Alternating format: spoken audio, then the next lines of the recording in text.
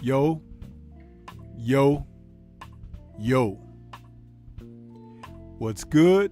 What's good? It's Stormybman, and I am back. Welcoming you to the Friday Night Chop Session with Stormybman for this Friday, May 31st, 2024. This is the Friday Night Chop Session number 245 in the series of Chop Sessions. And we're calling this one 5 versus 5 Queensberry versus Matchroom preview. That'll be on Dazn pay-per-view tomorrow afternoon.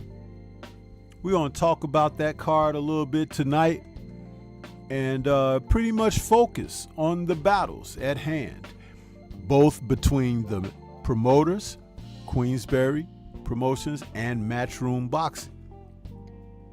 Something to be said about the sport of boxing, where we are seeing fights being made in Saudi that are not being made otherwise elsewhere. And it's an interesting thing to see how the sport is playing out, where we're getting fulfillment out of the sport by seeing the matchups that we crave. Not all, but they're coming around. So we look forward to this. I want to say salute to everybody. I hope you've had a prosperous and productive week. Myself, it's been a week of peaks and valleys, ups and downs. But I still just keep chugging along because change is inevitable. Yeah. So, what's good, everybody? This will be a show pretty much dedicated to the 5 versus 5 promotion that we'll be seeing tomorrow. I know some people may be interested in certain fights on the card. Others, maybe you'll be, not so interested. It really depends on what your taste in boxing is. But originally, this was supposed to be a sidebar promotion because there was a huge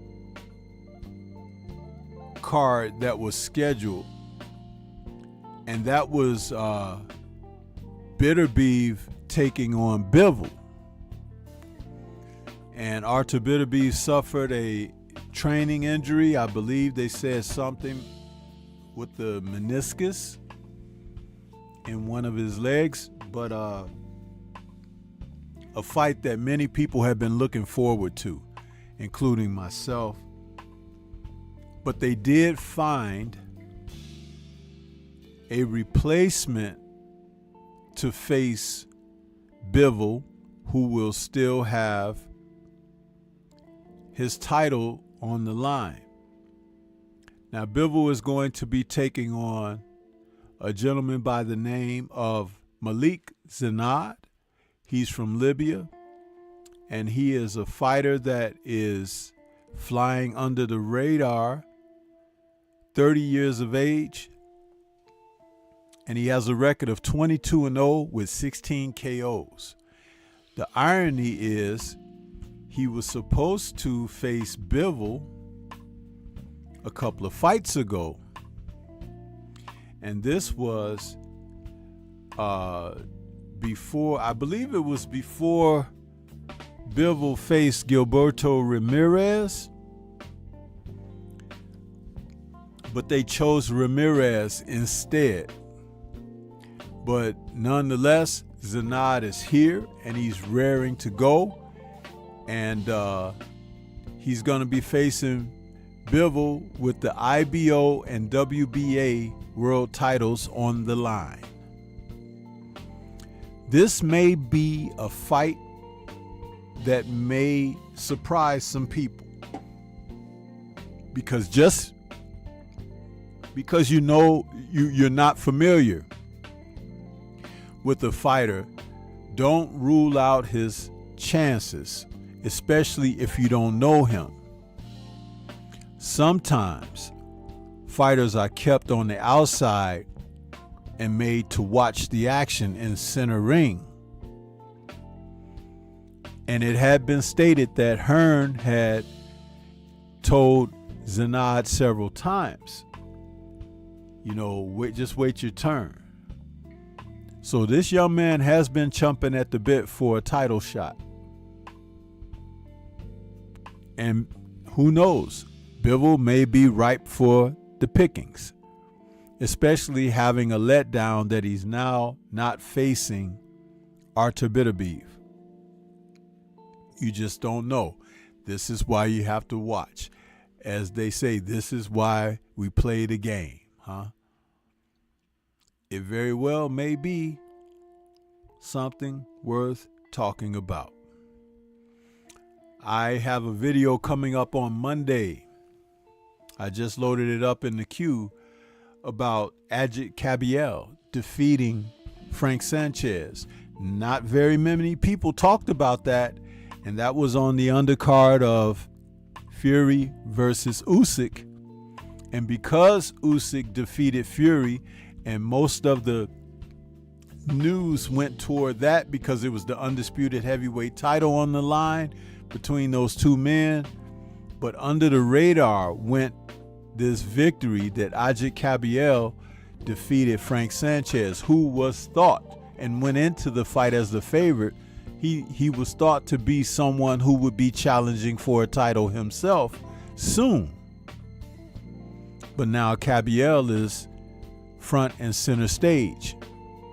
Well, Dazn can produce something quite similar and even best Kabiel's achievements, because as I stated before, the IBO and the WBA titles are on the line here.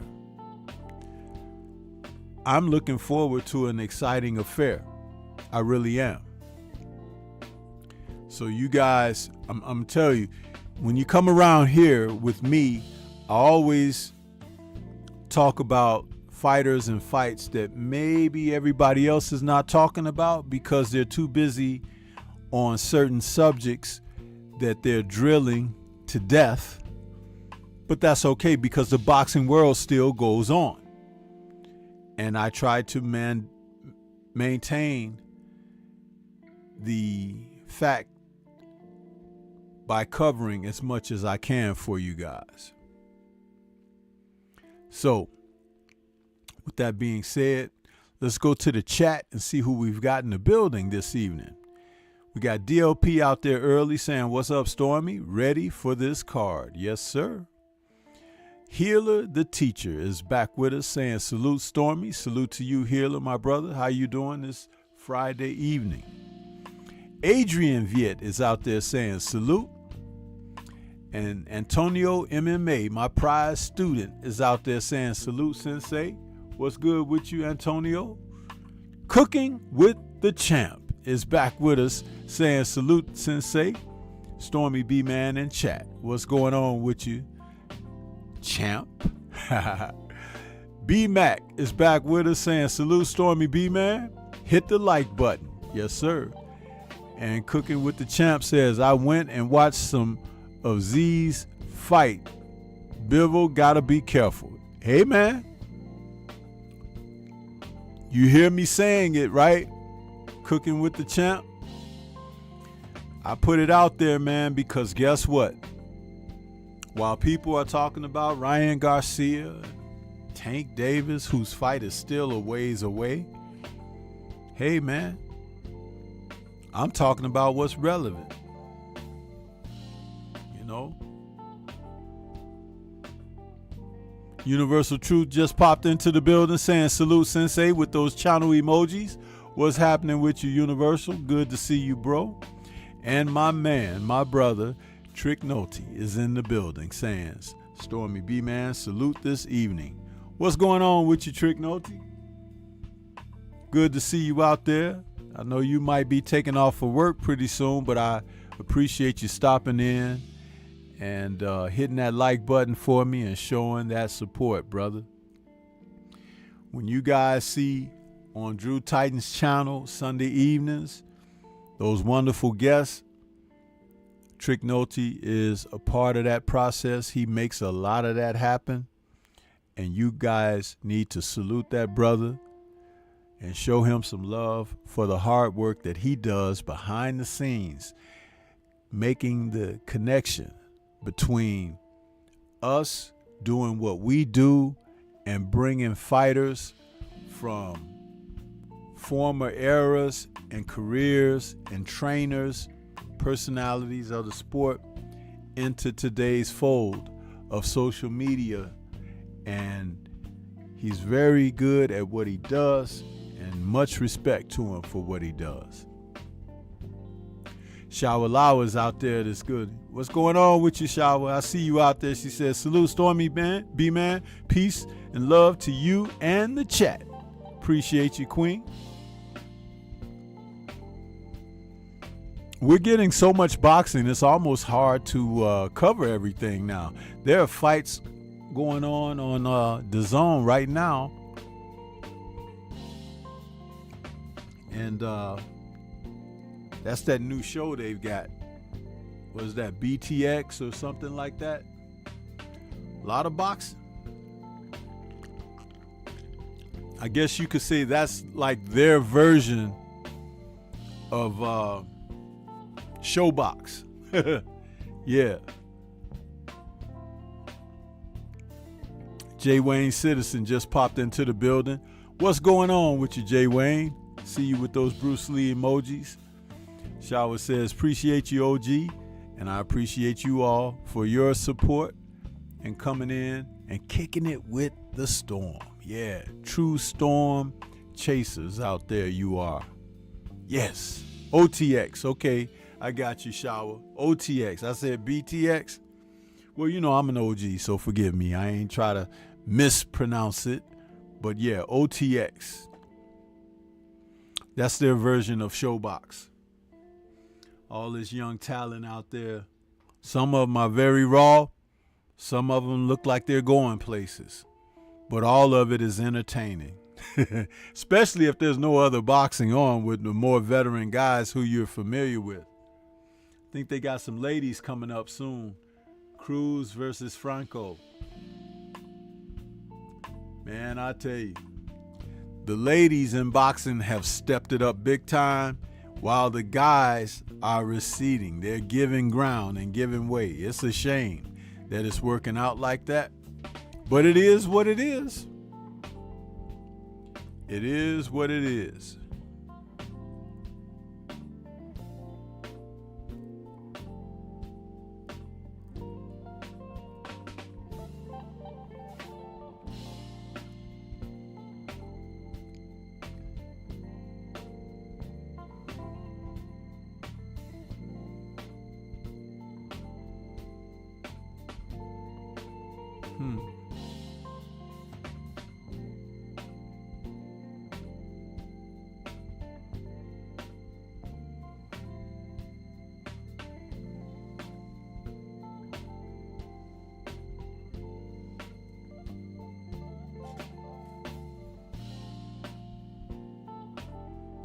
Yeah.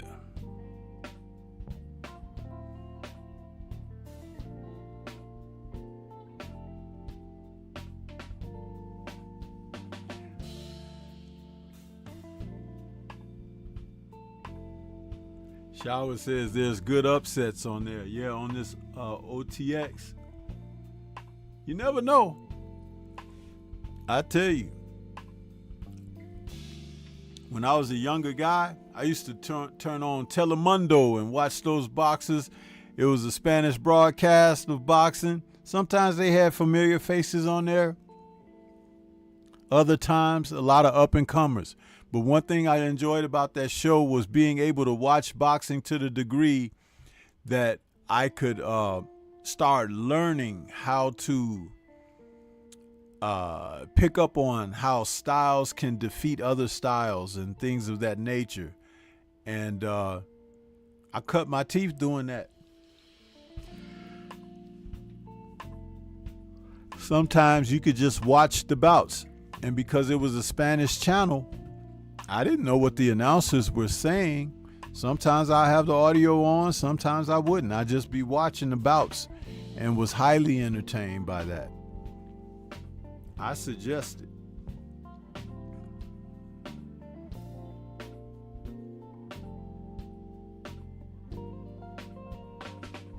Trignoti says, Stormy, Don Houses, who used to train Kevin Kelly, is training Wilder for this fight. We spoke earlier. Well, he's always been, well, not always, but he's been in Deontay's camp for the past few fights there, Trick. I'm aware of that. My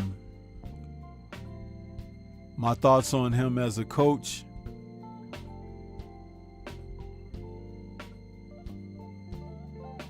He's got some experience.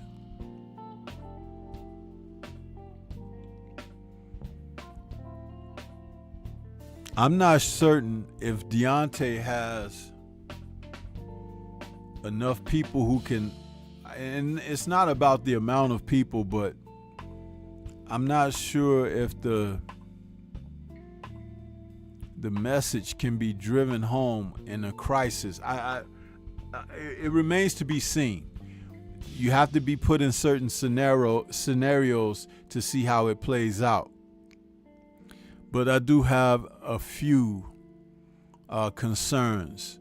And it's not just this fight with Zhilei Zhang, but it's concerns about if Wilder is going to continue to be a professional fighter. But I don't like the fact of a fighter talking about how they could just leave this and go to another life and be good, because you kind of want to question then, are they going to give you their all? There's something to say about that.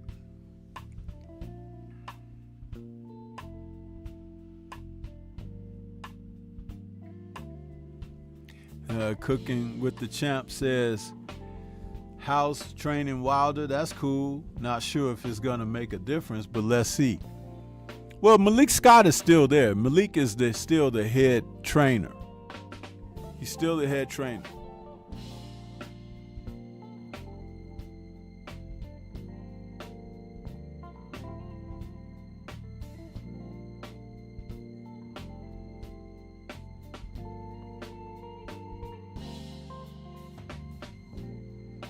Yeah.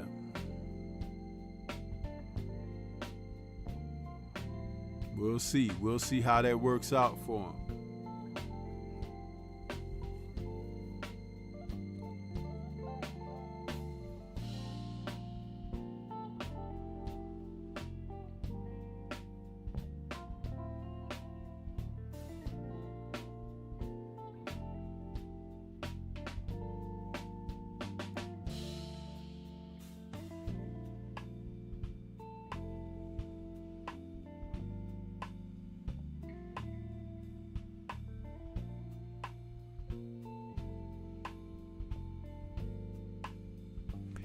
Yeah, Cooking with the Champ.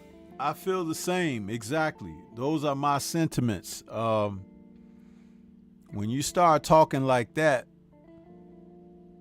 when there's so much to do and so much to be accomplished, you know. But see, I'll tell you something. When he started running into situations where he could see that certain fighters didn't want to step up to the table and face him, he was supposed to go on a Bum of the Month tour. A Bum of the Month tour was going to keep his name out there, to keep his motivations up and everything. But he started having that time to do music and travel and do different things. And he started becoming civilized. And there's nothing wrong with being civilized.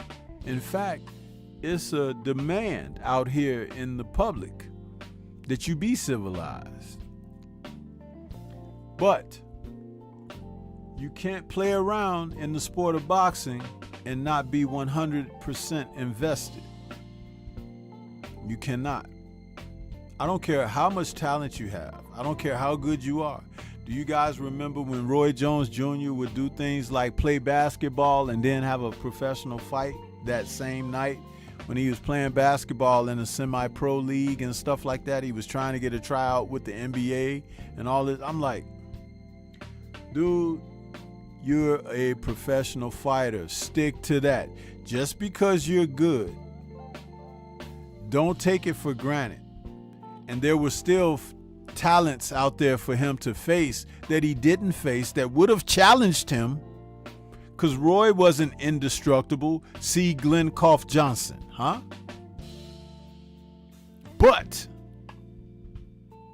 again, when you're fighting guys that you could easily beat with your hands behind your back and all of that stuff, maybe, just maybe, you're not challenging yourself enough. And I'm talking about in the confines of what you do professionally. I'm not talking about adding something to it like making a rap album, huh? Or playing in a semi-pro basketball league. Oh yeah, Stormy can be very critical on those kind of things, because when you're working with fighters, you want them 1,000% dedicated. Even the ladies and the outside of the ring material things can distract fighters. You can look at some of these guys and they enjoy their gold ropes and their grills and all of that stuff more than they enjoy training, getting it in. In the old days, there were fighters who loved to train because they wanted to unleash that aggression on somebody. These days, these guys just love to be in the police blotter, huh? Yeah.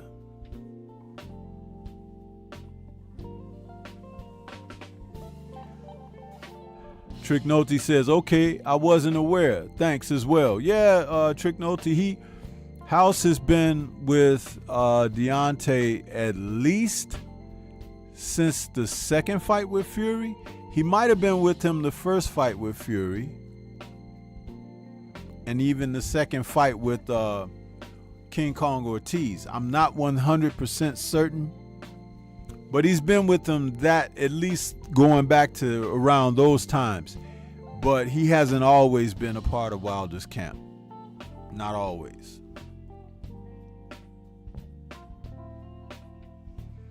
These ladies are about to get it on. They're fighting in a small ring.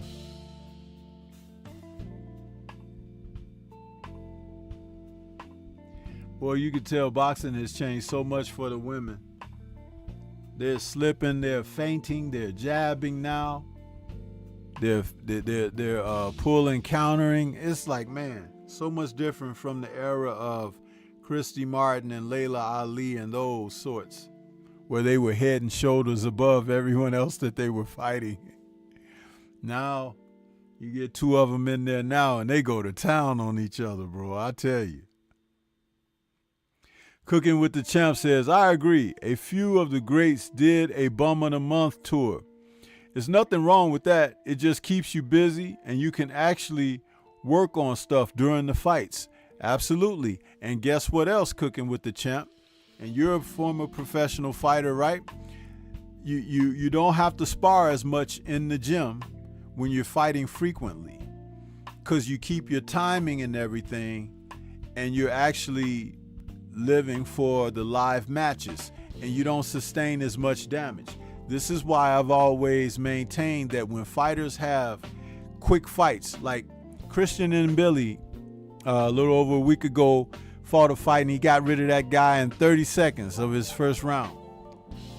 He should be fighting again in 30 to 40 days. And it don't have to be on TV, but fight in 30 to 40 days, because you take a week or two off, get back in the gym and get ready for another match, because you want to keep that timing. You want to keep that momentum.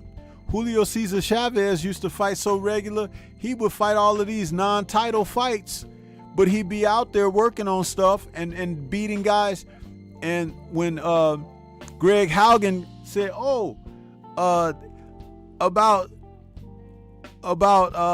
30 of those guys he fought were real good fighters, but the rest were all Tijuana cab drivers that my dad could beat or whatever." I'm like, okay, but he was good enough to get out there and maintain his competitive edge. Do you realize that Chavez was approaching 100 fights before they started really getting to him? He was like 87-0 or something when he went in there against Frankie Randall. And he had one draw, and that was against Sweet Pea, which I think that Sweet Pea actually should have got the decision. But what we're talking about was how active he was. Chavez could fight in his sleep. That's how good he was. And when he fought, you'd look at him and say, well, he's good, he's crafty, he's a little cunning in there, and he's slick with, shots not landing totally cleanly all the time. But that was because he fought frequently. That way you don't have to do all that sparring.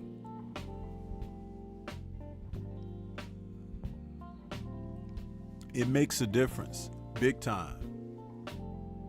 Huge difference.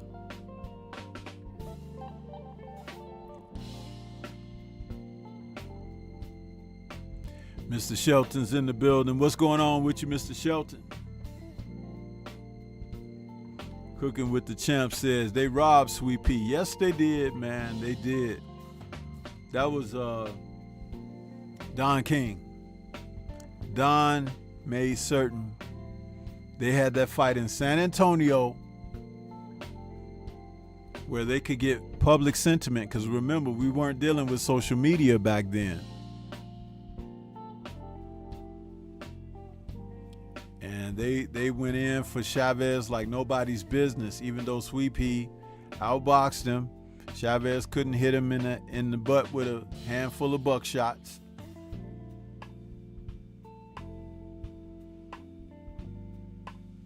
Sweet Pea was very dynamic.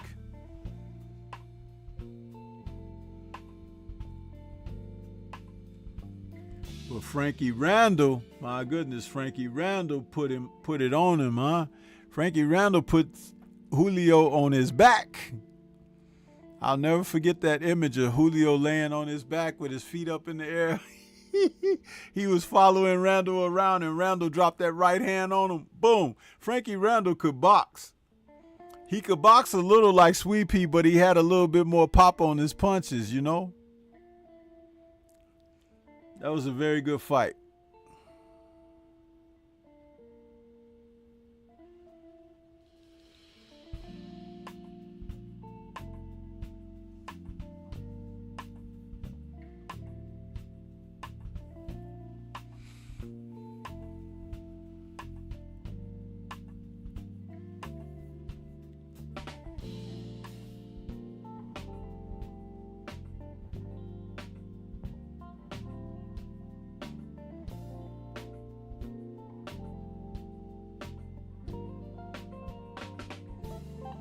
But this fight card tomorrow, man, I'm looking forward to it. Looking forward to it. It's a big deal.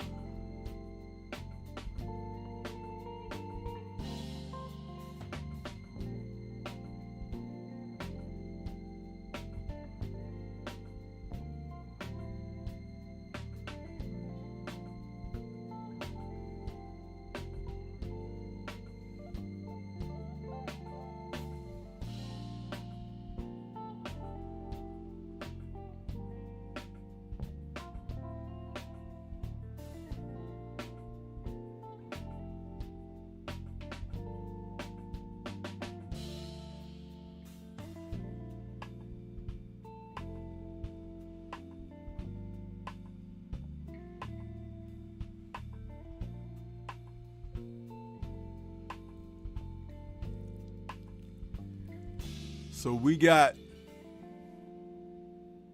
6 fights that are heading up this card. Bivol versus Beterbiev was supposed to be the real main event.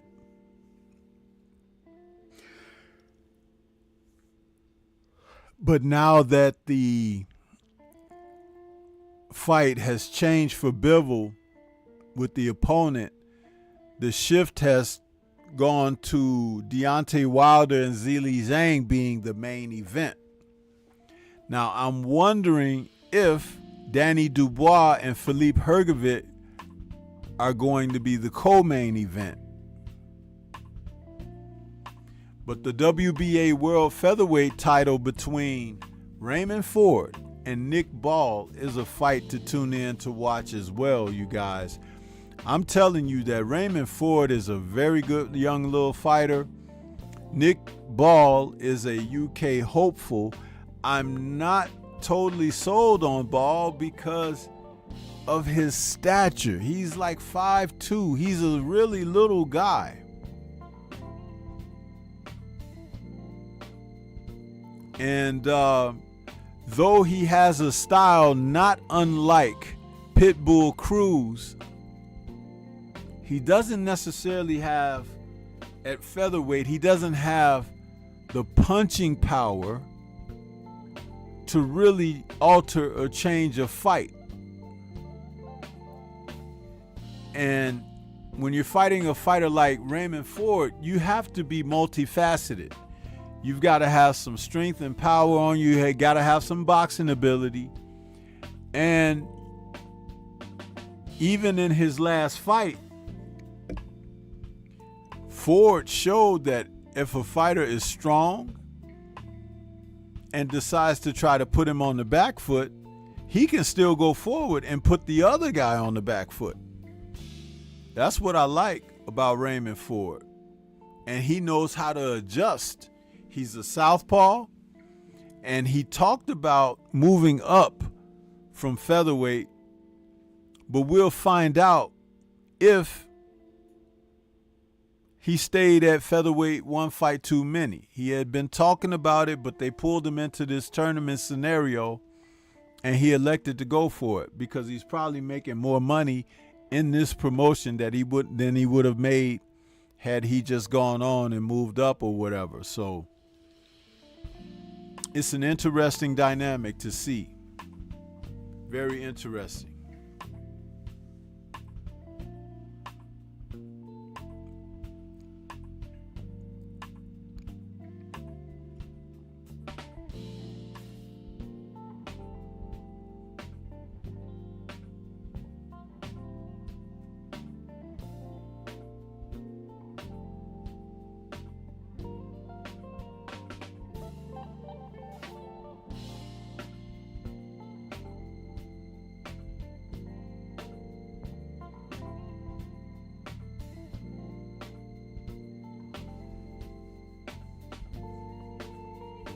Yeah, see, I know that people may talk about Nick Ball, and I'm not trying to put him down because Nick Ball is a good fighter, but he's going to be limited against a multifaceted fighter like Raymond Ford, unless Ford just gets irresponsible and allows him to do some things and have success. But Pitbull Cruz, not only is he strong, he has a very good tight defense and keeps his chin tucked very well. So he's hard to hit clean with a shot on the chin. And when he's on top of you, if you are reaching around trying to get at the body, you're leaving your chin open. And Pitbull fights effectively enough to draw you to do these things where he can have success. I'm not certain that Ball has that type of experience to do those things. I do like the fight, though. I think it's going to be competitive, but we'll find out exactly how competitive.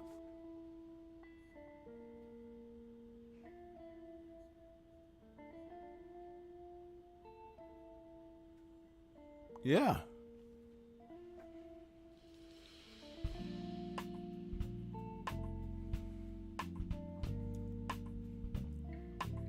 Yeah, Shower, unless he hits ball with something that shakes him up.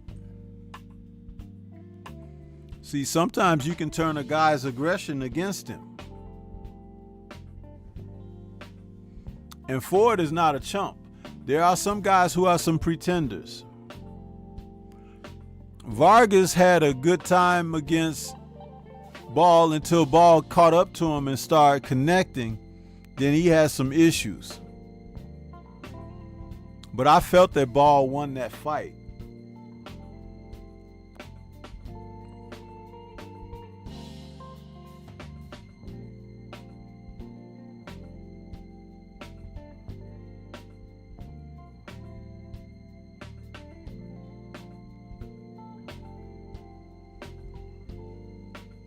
Jimmy Bernard just fell into the building. He says, "What's good, Sensei? Salute to the chat. Another great weekend for boxing. Loving it." Yeah, man. It's great, isn't it? It's really good. I'm enjoying that as well.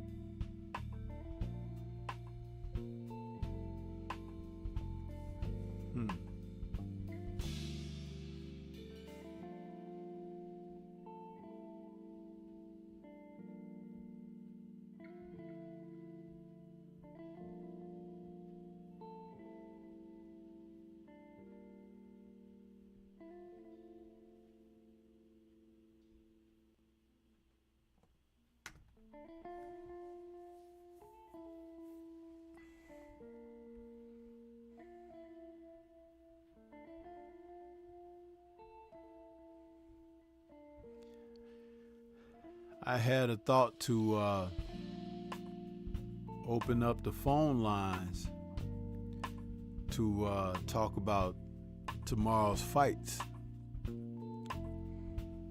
Anybody? Let's see a show of hands in the chat. Let's see somebody. If you'd like to see me open up the phone lines so we could discuss the fights a little bit, just write agree in the chat. Agree.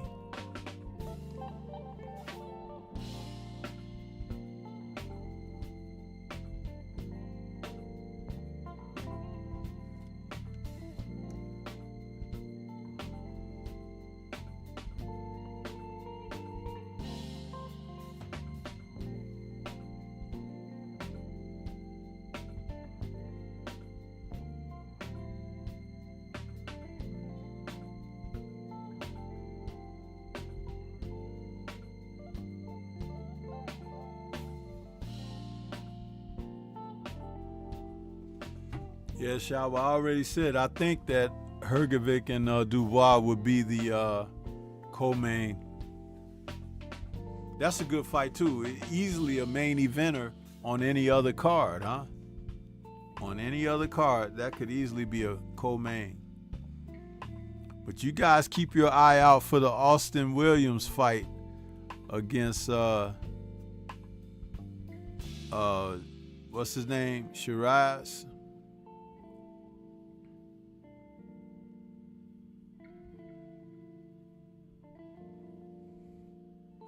Hamza Shiraz.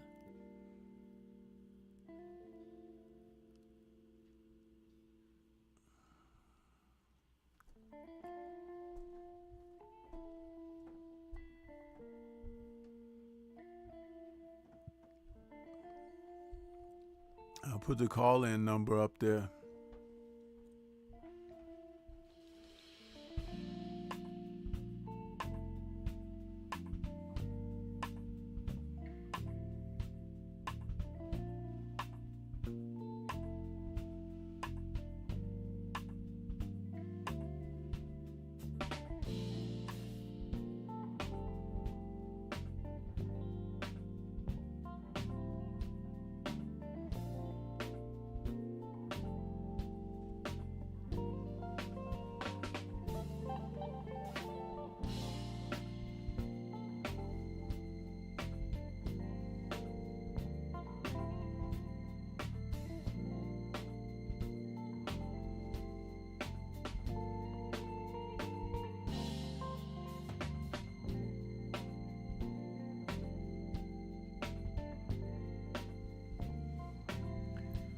We already had a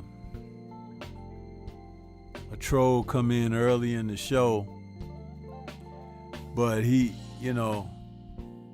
met his fate real quick. He didn't know that Stormy was quick on the draw. Like Peyton Manning getting that ball out of the pocket. You understand? I got him out of the pocket. You're welcome.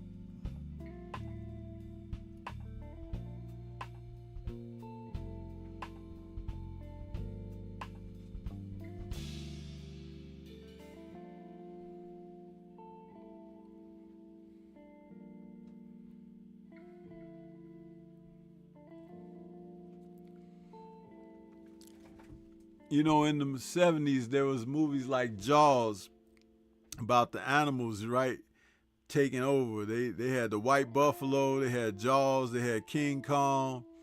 Then they had this movie called Grizzly. And I'll never forget this other movie called Piranha. Piranha was tripped out. The people got in the waters where those piranhas at, and they would make this sound when they was chewing people up. It was like, and the people were screaming, ah! It was like piranhas was going to work on their ass, right? That's how I got old boy. He stepped off the boat into the water, and Stormy was like a piranha. You didn't even get a chance to hear him go, ah! It was just like, yeah, gotcha, huh?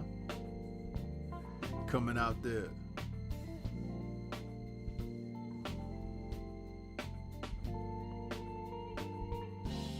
Learn is out there. What's happening with you, man? Jimmy Bernard says, twisted that head, sensei, of that troll. Yeah, I changed his perspective.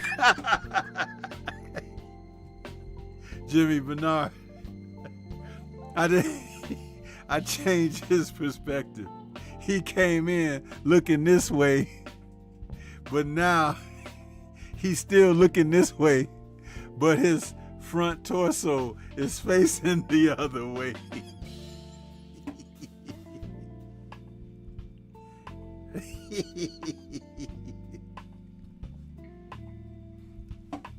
Yeah.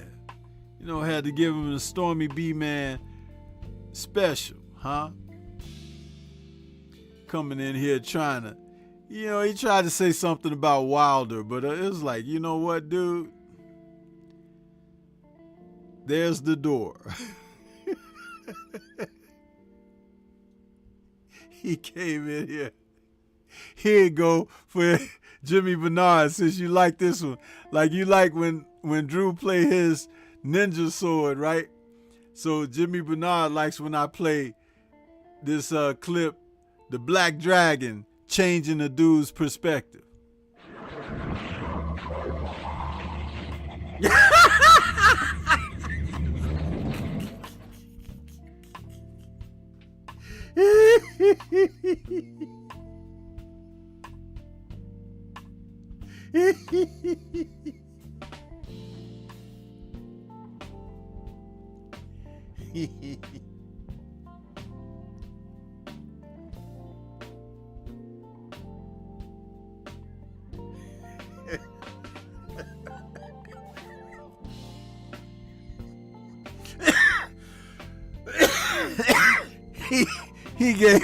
He gave him the panoramic view of the beach.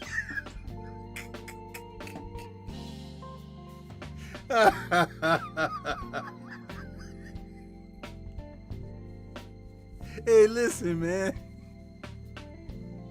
That's why they tell you, come correct or don't come at all.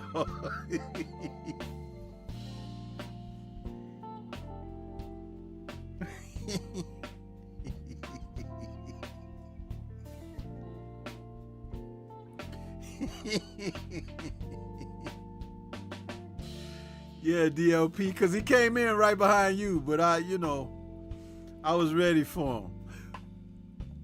He didn't know I was sitting up there with my sniper scope. Yeah, he was trying to peep. DOP, he was trying to peep through the bushes. He was like, is that a gun barrel? Boom! He said,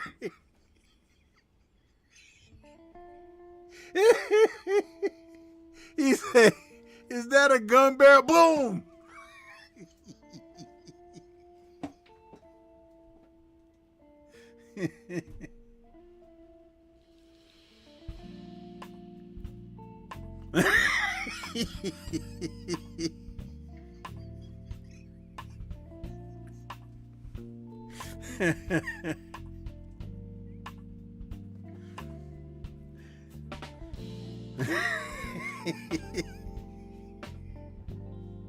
Sometimes you just gotta listen, man. That's why I was telling Drew earlier. It's like, you know what? You can argue with these guys and try to reason with them. There ain't no reasoning with them, man. It ain't no reasoning with them, you know? It's just like, you know, the executioner where they used to have them old days in the old times when they had the guillotine and they just line them up next and you put your head on that thing and they Stormy be like, I think I'm gonna work through lunch.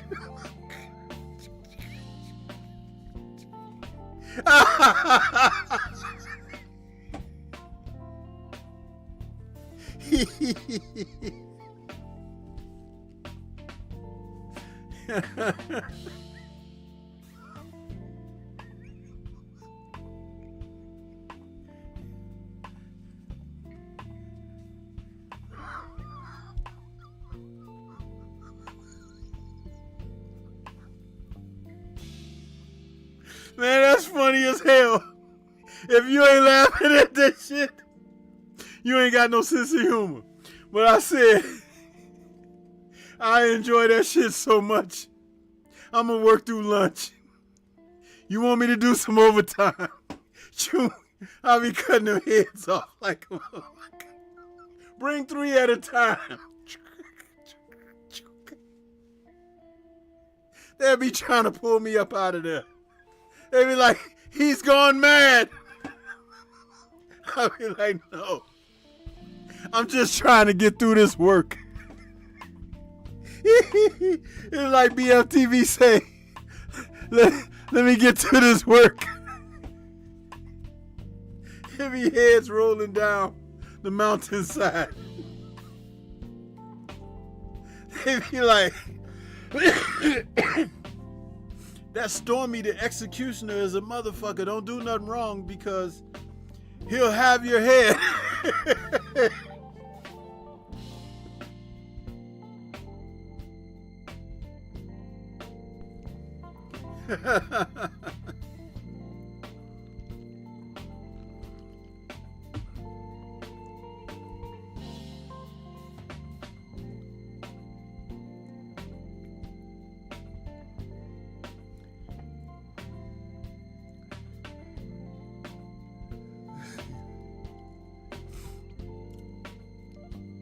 Nah, Shower, I don't think nobody dislikes trolls more than me.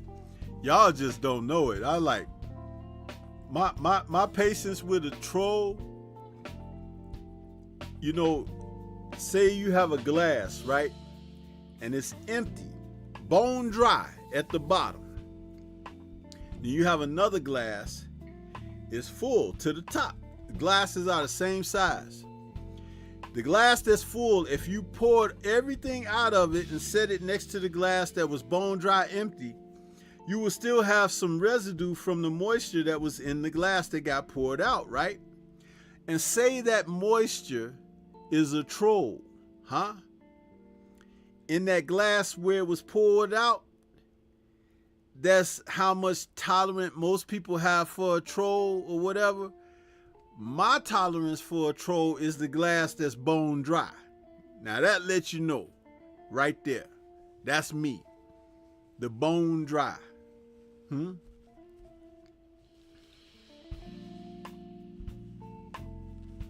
Why you think I got memes like this, man? You know, when I talk about it, listen, it's easily understood.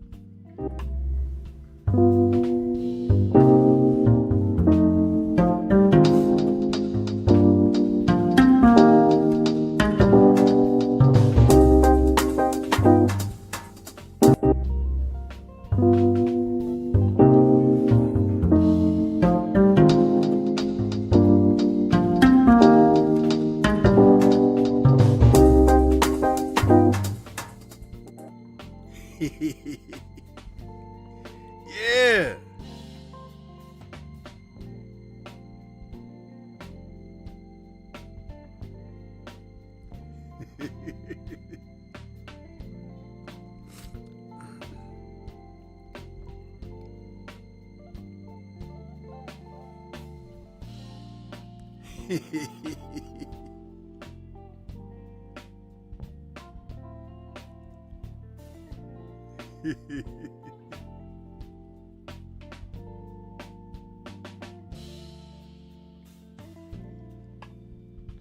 Yeah, Shaw, I know you like Lil Johnny. Lil Johnny be on time with his though, don't he?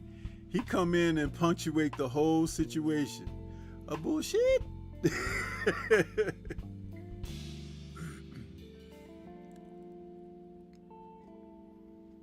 But you have to admit, man, that stuff sometimes makes the show when you break out with some of those memes.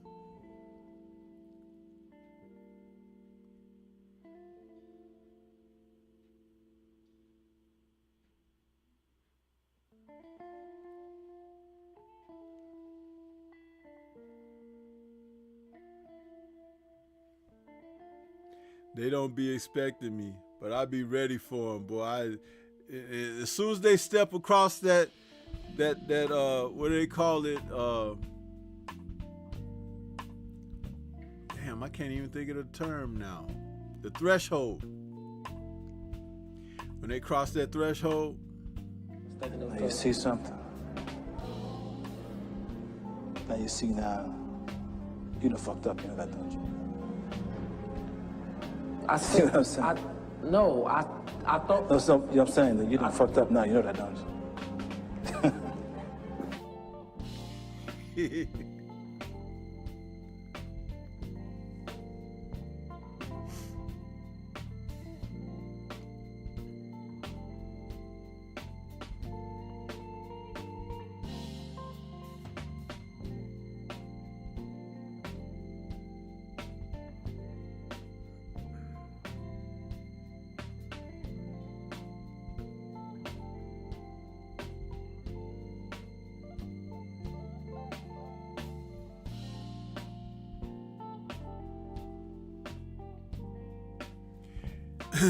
Yeah, Shower, you may be 100% correct in that. I think that Ammo,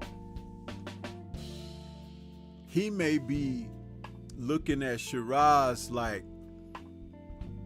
disrespectfully, distastefully, because he's from the UK. But I've already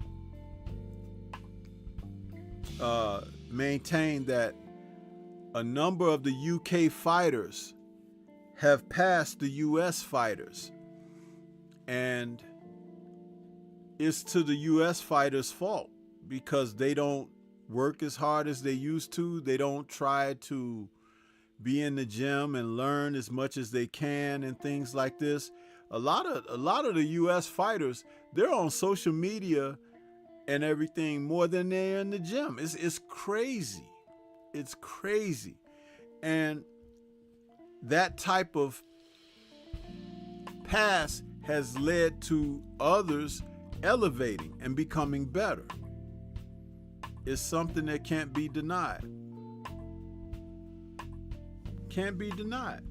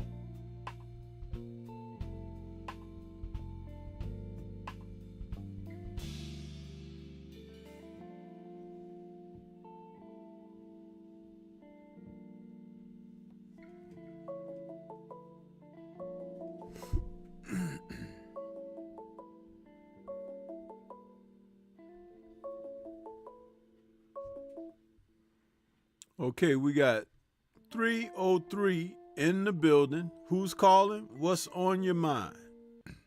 Hey, Stormy, your shower. Hey, Shower, what's happening?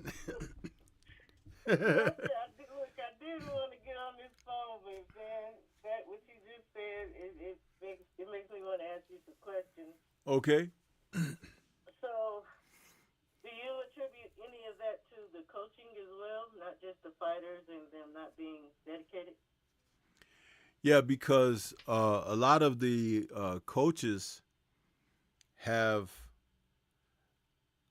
they have cut corners on the traditions, and I'm an advocate of belief in you can't reinvent the wheel. Once the wheel was created, now you can enjoy the luxury of having the use for it or use of it. A lot of people don't understand how that works in everyday life. It's just like, I told this story on one of my lives. You might have even been in the chat. I was at work one day. This was recently, like in the past month or so, a little over a month. And this young man that I work with, he was about to take these items and deliver them to these units in the building where I work. And we had this cart, and the cart was right next to the items that he picked up, and they were weighty. This young kid, I don't think he's 25 years old. He's like, he picks them up, and I said, hey, man. I said, why don't you put them on that cart right there and use the cart, right? He's like, no, I like working out. I'm like, yeah, okay. And I let him go, let him do his thing. But in that instance, I had this callback to something I was told when I was in my early 20s, like he is presently. And what I was told was always work smart, not hard. Because out of efficiency can come proficiency, you see? And out of proficiency comes expertise. Huh? And out of expertise comes a level or a standard that becomes something for other people to shoot for. Right. Now, what did you ask me about? Could it be the trainers again? Yeah. You see how I tied that together? Yeah, I see it. So if the coaches and the trainers are subpar, they're going to be even less, right? Because they're the ones that's supposed to be getting your butt, I would think, if you're not up, to snuff. There you go. But I would think, too, I would hope that the fighters would have their own drive and want to be better, but, that's in a perfect world, and we don't live in that. No, not necessarily true. It doesn't have anything to do with a perfect world, but it does have something to do with ignorance. Check this out. Let's say you took 100 fighters. Now, this 100 represents the scale of those who are participating in the sport of boxing today. What's interesting is out of 100, you might have under 10 who are students of the game, meaning that they have studied the sport. The fighters that came before them have some sense and understanding of what that all means, and you're doing it too. And now you aspire to be like them. You aspire to be above average. You aspire to be someone who leaves a legacy of accomplishment behind. There's a drive and an incentive behind that. The other 80 to 90, they're out here for different reasons. And a lot of them have nothing to do with being the best. It's true. And it's a shame to say it that way. However, I'll give you one perfect example of a big name fighter of today who is a huge, he stands out like a sore thumb because of his own admission. Tank Davis. Thank you. Now, Tank Davis, do you know that he was ignorant enough to say, when he was asked, who's your favorite fighter? Allegedly, he was known to say Roberto Duran. Okay, that's what he said. But then he was asked about, because it was interesting that he said Duran. But he was asked, well, what about Marvin Hagler? And he said, well, I never really watched Marvin Hagler. And yeah, how does that happen? How does that happen? No, not Shakur. Someone else said that as well. I'm telling you, it's the most ridiculous thing, right? That means he hasn't studied. He has, yeah. How does that happen? And you have to know that those who are the best, they make a point to study something. That's how they can become best. Roy Jones used to study the old fighters, but he wasn't as astute at studying them as James Toney or Mike Tyson. Now, Mike Tyson and James Toney were quite similar because Bill Miller, who was the original coach and trainer for James Toney, would have him sit down and watch the old fighters, and the Ezzard Charles and the Archie Moores and those guys. James Toney watched those guys ad nauseum, and he fought like them. That's why he was so damn good. What was bad about Toney was, and it can happen to anyone, once he started making a little money and having this success, he got a little lazy about his conditioning. And it's a shame because that's where his Achilles was. He was lazy about his conditioning. He could fight. He could fight whether he's in shape or out of shape. But if he was in shape, yes, but if he was in shape, he wouldn't sustain as much damage, or he would be more efficient or even more proficient because of the conditioning. And you see, but that was his Achilles. Now, Mike Tyson, who was put forth by Cuss to study as well, Mike Tyson knew all the fighters. He knew their records and everything. He watched the films in the dark. He was like a real student of the sport. And guess what? He fought like it early in his career. But once the money and the fame came, the distractions came. And remember, Cuss died before the money and the fame came. So he didn't even have that real person in his ear anymore to say, hey, man, don't worry about that. That's going to always be there. That's going to be this or that or whatever. There was a time, do you realize, when Mike Tyson was going into his fight with Michael Spinks, he hadn't fought him yet, that Mike Tyson was being thought of and marketed like a modern-day Joe Louis. He had Pepsi commercials. He did promotions with the New York Fire Department and all of this stuff. When he had those type of endorsement deals, that's high profile. That's what a heavyweight boxing champion would aspire toward. They didn't ask Larry Holmes to do that kind of stuff. But Mike, because he was an exciting fighter, he had a lot of fire and appeal behind him. But guess what? All that stuff went by the wayside due to his poor choices outside the ring. So his fame was fleeting. Now he's popular today, but he is like a caricature of himself of what he used to be. And when I say what he used to be, I'm not talking about when he was fighting after he came from being locked away for a few years. I'm talking about before he lost to Buster Douglas and all of that, going back to before he fought Michael Spinks. That guy was thought of and respected in a different kind of way that guys today would die for. And he blew it.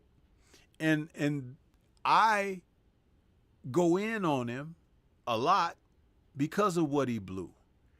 He had the chance to be the second, if not third best as far as considerations behind Ali and Joe Louis.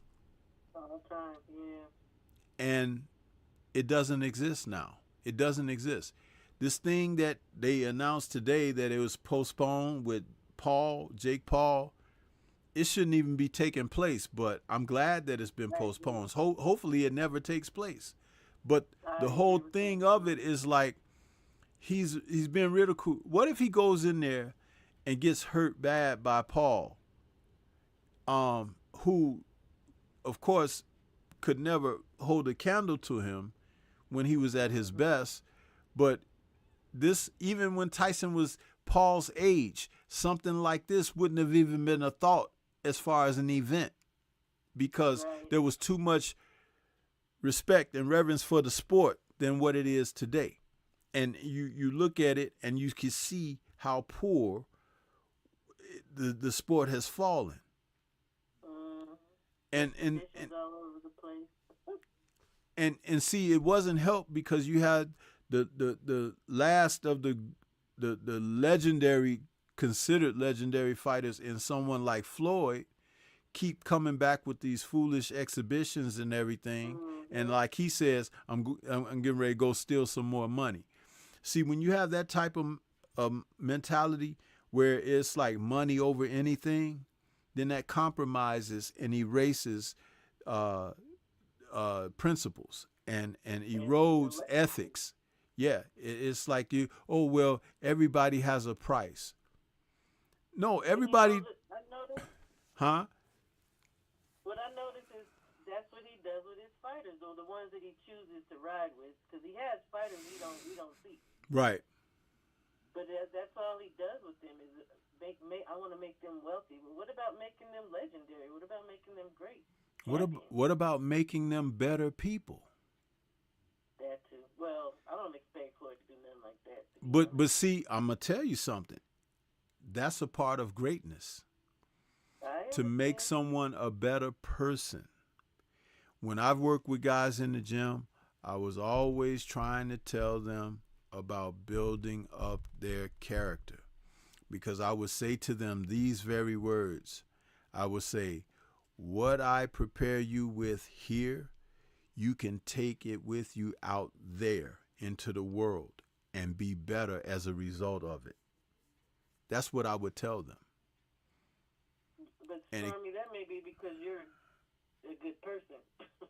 Because you're a good person to begin with. Well, that depends on, it's like I'm a person that I have my flaws and everything too. But what I'm talking about is that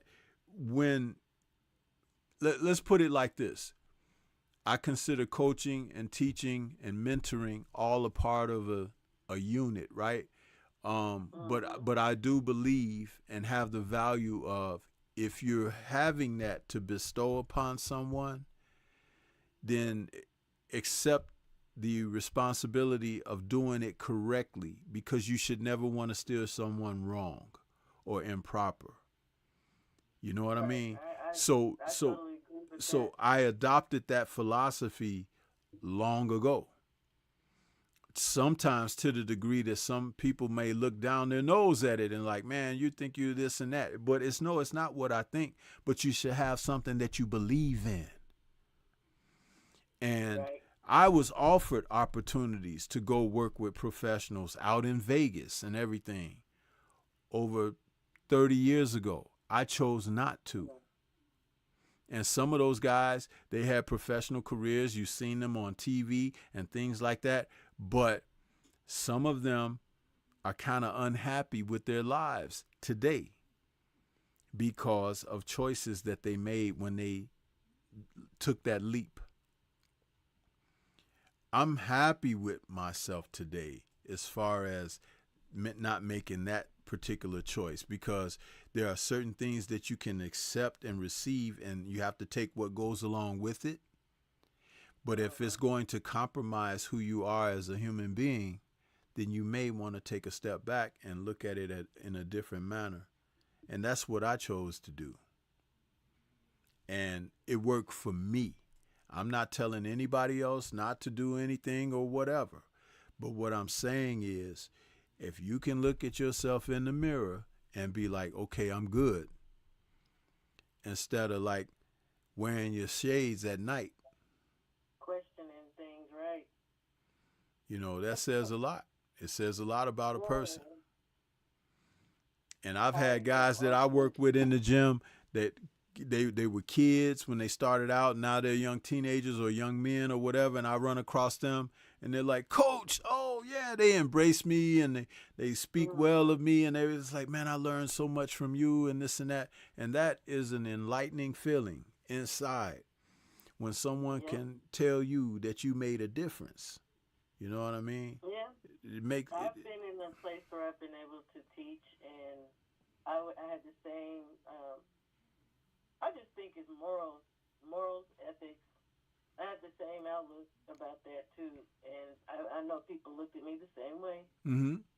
But that's why I say you can just tell you're a good person, and somebody like Floyd, I'm not gonna say Floyd's not a good person. You know, he may have. His heart may be Floyd has shown himself to not be a good person. He really has. And but see, I'm going to say this, and being wealthy don't make you better. Oh, definitely. It can make you worse. Well, we know it can. We know it can. Wealth don't mean nothing at the end of the day. Well, look at even now with this Ryan Garcia thing with the Devin Haney and all of that. Floyd was mixed into that. He was involved. And now he's running around saying stuff like, oh, I have to be careful what I say because there's lawsuits and this and that. Dude, you started this mess. Because he's guilty. And I'll tell you something else, and I mentioned this recently too. Did you saw my Planet of the Apes video, right? No, wait a minute. What? You didn't? No. Oh, shower shame on you. You mean the live you did the other night? No, it's not a live. On Wednesday night, I had a premiere, Kingdom of the Planet of the Apes. Yeah, I thought it was something about movies like you was doing with Drew. Nah, that's a video. Go back and watch that video. I will. Because that video, we're talking about Floyd right now. I said some things in that video that's very important and pertinent to what we're discussing right now. That's why I'll pull back and not go ahead and say too much more. But what I will say is, when you talk about someone being a good person, you don't do the things that he's done and continues to do and show you that his principles and ethics and virtues, they are eroded. And he tries to do that to other people around him. Did you hear him in that interview with Bill? And he asked Bill, you need some help? Okay, well, now that Devin has suffered a loss on his record, isn't it a coincidence that he said the same thing to Deontay Wilder after he suffered the first loss against Tyson Fury? He was like, I can help him beat Fury. You never tried to help him get to your 50-0 record, though, did you? Yeah, why didn't you try to help before that? Exactly. This is what I'm saying. Oh, I know. That's why I say I know that he's not a good person morally, ethically, from what I've seen. But there are people who say good things about him. So I say, you know, to some degree, his heart may be in the right place in some places. But no, I don't look at Floyd as a good person. I haven't for a long time. Actually, obviously I never have. I'm just saying, as far as considering it, no, Wood is not a good person. Nah. No, he's a turd. He's a turd. Yes, he is.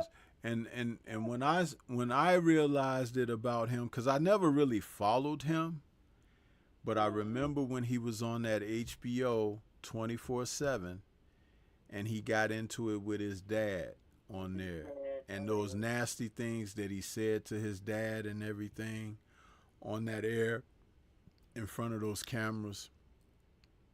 That's when I knew that I didn't care for him. Because regardless of whether he and his dad have a loving relationship or torrid one, you don't do that in front of the world. You don't. Yeah, I wouldn't. And I wouldn't advise anybody to do anything like that. No. And I'm not saying that being judgmental. I'm saying it's like there are certain things. Have a filter, man. Have a filter. Yeah. But see, when people talked about Black Lives Matter, what did he do? He come out and said all lives matter. All lives matter. When they said don't do the Gucci, he was at the store that same day buying up stuff. And spent a ridiculous amount of money doing it. And it's like you see, so what good is in that?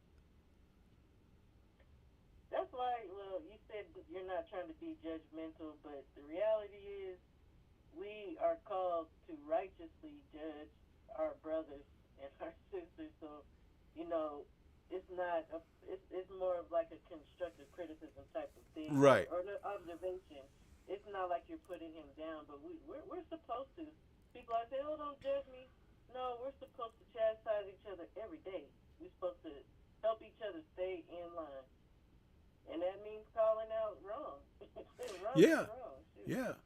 I said, he know he was guilty on that interview he did, talking about I don't want to get in trouble. I could get sued. Well, why would you be in that place unless you was doing something you had no business?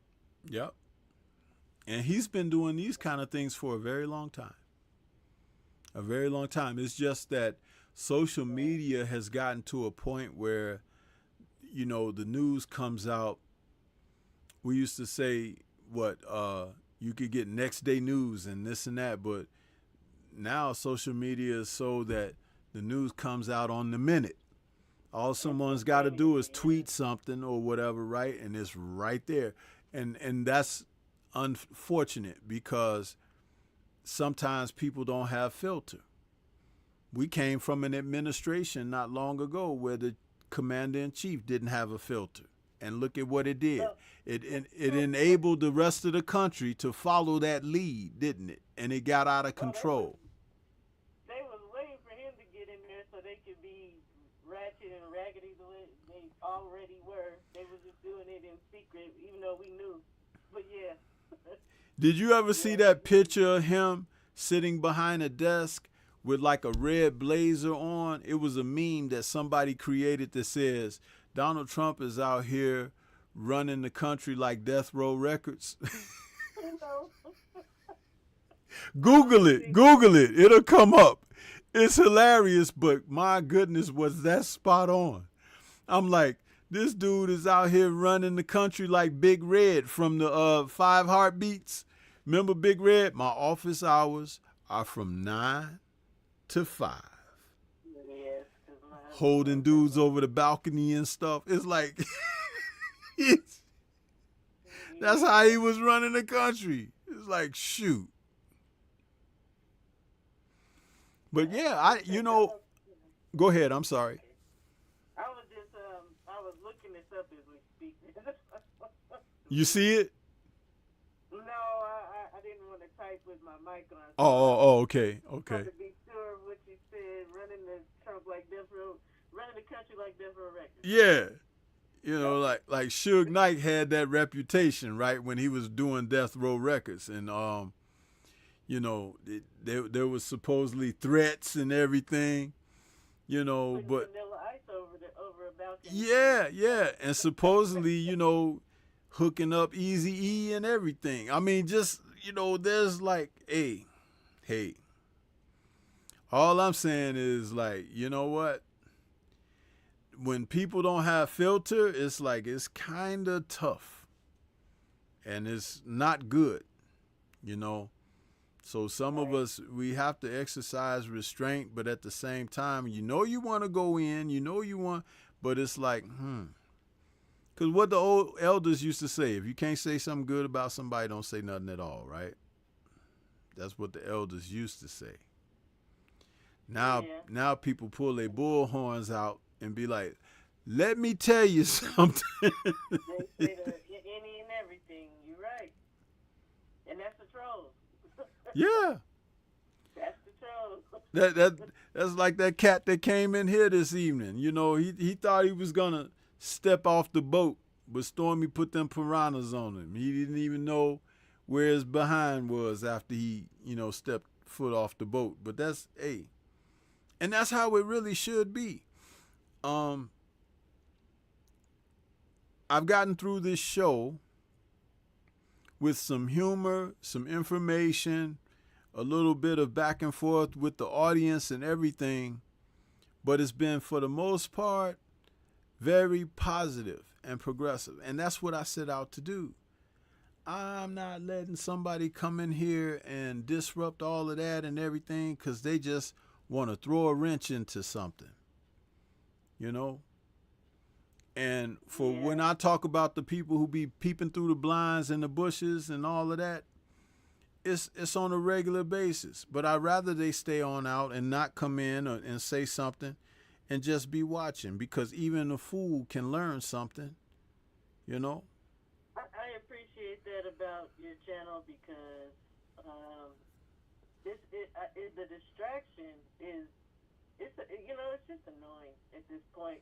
It always was annoying, but it's just ridiculous when we're having a good conversation or people are learning something, and then someone comes in there and it totally takes away and trying to get back to that point. These people, I don't like this. That's like, I know you don't. I give you an example. Like tonight, I'm looking at my stats here. It says 27 likes. Okay, 27 likes. Now, I know a couple of other brothers were live when I went live. I know Ill Will was live, and Supreme Beast was live, and Kinda Loco, I think. But check this out. How many people do you think I've had viewing already? Now, it's 28 likes. How many people you think?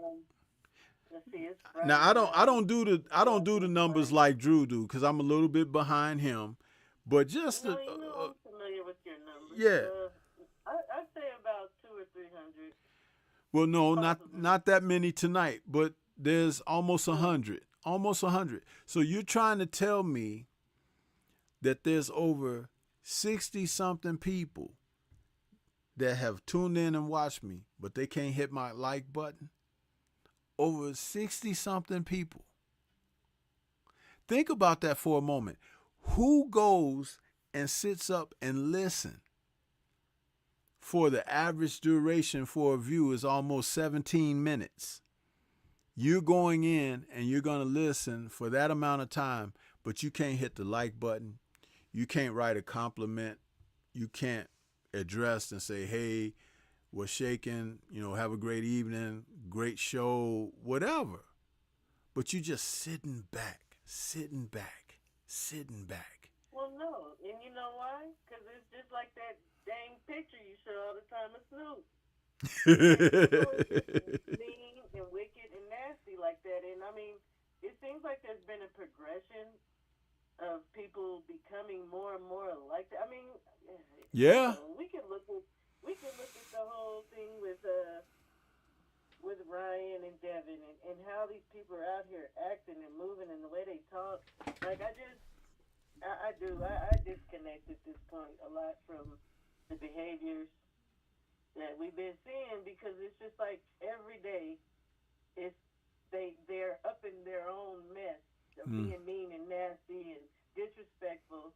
Why not just come in the room and at least just say hello? And if you're not gonna say nothing, hit the damn like button. It's not hard, but I don't even question that stuff no more, Stormy. I don't expect it, because people are just wicked, and they're doing it on purpose. That's like, I don't know. Were you in BFTB's chat earlier this evening? Yeah. Okay, did you see those comments I started making after he was talking to that dude? And I was like, No, I was in there, but I might have been cooking. okay. I was like, okay, at some point I wrote in there, I was like, this dude, he's the worst kind. It's like, this is why we can't go forward, because BF was pointing out some things to him, and he refused to acknowledge that his position was kind of off. Not that it's right or wrong, but it's off, meaning like you're either with the program or you're not. And he was not with the program, but didn't want to admit to not being with the program. So it's like, dude, I wrote in there, I was like, you're making me lose brain cells listening to you talk like this. And it's like, I couldn't do it. It's like, BF is a special kind of brother to be able to handle them guys, because I'm like, you know what? I've been locked up already, you know, for murder. Seriously. Because it's like, I feel like we got to get rid of some of them folks. I'm sorry, it may not sound like the right thing to say, but. No, you're right. And then I think one of my final comments was, it's people like that pulled the trigger on Malcolm. It's like, come on now. I'm looking at it for what it is. And it's like, you know what? Those are the ones you be wondering, like, what happened? How did they find our hideout and everything? Because of folks like that. I say a lot of times in his chat that he has the patience of a saint, but the reality is I share the same sentiments as you, and mine may be a little more crucial and harsh, because I say we just need to have a division. There needs to be a division that needs to happen, because you say it all the time, and I say it, everybody ain't gonna make it, and there's not even no point in sitting around trying to change people's minds and their hearts. Either you're going to get down or you're going to lay down. That's really how I be feeling. And because I don't care. I'm cool with just, again, I told you, I'm beginning to disconnect from stupid and foolishness. And they come in his chat every day with that. And, you know, sometimes I just have to tune that out. Right. Sometimes I don't even hear what you're talking about because I see dumb stuff. I just, oof. Absolutely. And see, that's one of the reasons why I have no tolerance over here. There are places you can go for that, but please don't bring that here, because if you bring it here, I'm shutting it down. I'm getting out of here. You know, I've shut down my live after, you know, encountering some foolishness that is just like, instead of you steering me off of what my program is about and everything, I'd rather close it down for that moment and be like, okay, I need to go and recharge myself, because I'm not going to allow, you know, but no. And but that pisses me off when you get that upset. It really does, because it ruins everything for us in the chat. But see, this is, and I appreciate you know, your sincerity in revealing that about it, but then it also shows you what my passion is and why I do, you know, what I do, how I do what I do, because I'm here for the sincerity of it all, and to gain and have an interaction where there's a reciprocated process taking place. But some of these folks, they just want to watch the world burn. You ever seen somebody, like, you're driving in traffic and they cut you off and do something crazy behind the wheel with their car and everything, and you're like, what the hell? And you know, they drive, and then you get to a certain impasse, and then they looking over at you like you crazy. It's like, yeah, and they ain't even went nowhere, driving all crazy and flying, and you meet them right at the light. right, and then they looking at you like, what? You know, and like, you out here trying to kill people or something? What are you doing? Well, you know what? Again, I drive trucks for a living, and my thoughts are always, they have a death wish, but please don't include me in your BS. That's how I'm feeling. Absolutely. But see, those very fools, guess what? Shower and chat, they go home, they got laptops, cell phones, and tablets and devices, and they get on the internet. They be on like crazy messing traffic. That too. But my point is, the shit show don't stop. In other words, that might have been one of them that came into my chat early this evening in this show. You understand? It's like they keep, but see, somebody has to say no. Huh? When you got a little bad child and never been disciplined or whatever, just gonna run around, grab everything, tear stuff down and everything. Oh, that's just Billy. He's like that. No, Billy gonna get my shoe in his ass if he don't sit down somewhere. You understand? Snatch a knot in him. You know what I'm saying? My mom used to say, I fight kids.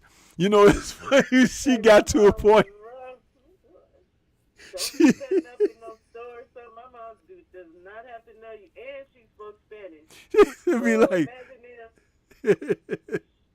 I'll punch him in his throat. You know, she was mean with it. It's like with bad kids, she has zero tolerance because it's like somebody done let them get past this far, and she'd be like, "Well, I'm the warden now." It's like they done made it to their final destination. Yeah, I've seen my mom do that several times, and do you know, they mama don't say a word. Mm-hmm. They don't say nothing. You would think, you know, some of these women run around here nowadays. Now, don't be touching me. No, sir. My mom still. Don't let her see no little bad kid. She'd be like, hey, come here. Yep. Like, oh, Lord, Yep. Lord. Like I was watching something on YouTube the other day.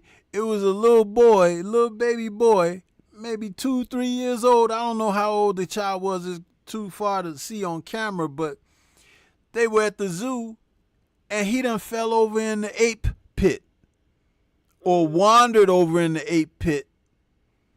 And the gorilla come over there by the little boy and people were screaming, oh no, oh no. And he grabbed that baby and drugged that baby through the pond where, it, you know, because they had water down there and stuff. He drugged that baby through the pond and everything. Somebody wrote in the comment section of the video, because it was like a video short, that the gorilla ended up being shot and killed, you know, because he had the little, he had the, you know, the little baby. But my thought was they should have shot the damn parents of the little boy. You understand? You killing the ape. The ape is doing what an ape does.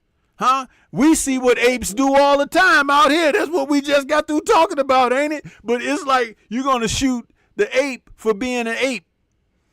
What about the parents for being bad parents? How does a baby, listen, I'm going to say this. When I was a little kid, that kind of thing was unheard of. Absolutely. And I'm not too much younger than you. Yeah, and it's like, it's crazy. No one ever went into the bear's den or the gorilla's den or the lion's den. These fools are walking over there. There's a YouTube video out there about a girl that climbed over in the lion's den and was like, here, kitty, kitty, kitty. That thing should have ate her up. It did, but they didn't show it. It was like she was in the thing, people were filming it, and the lion was just looking at her.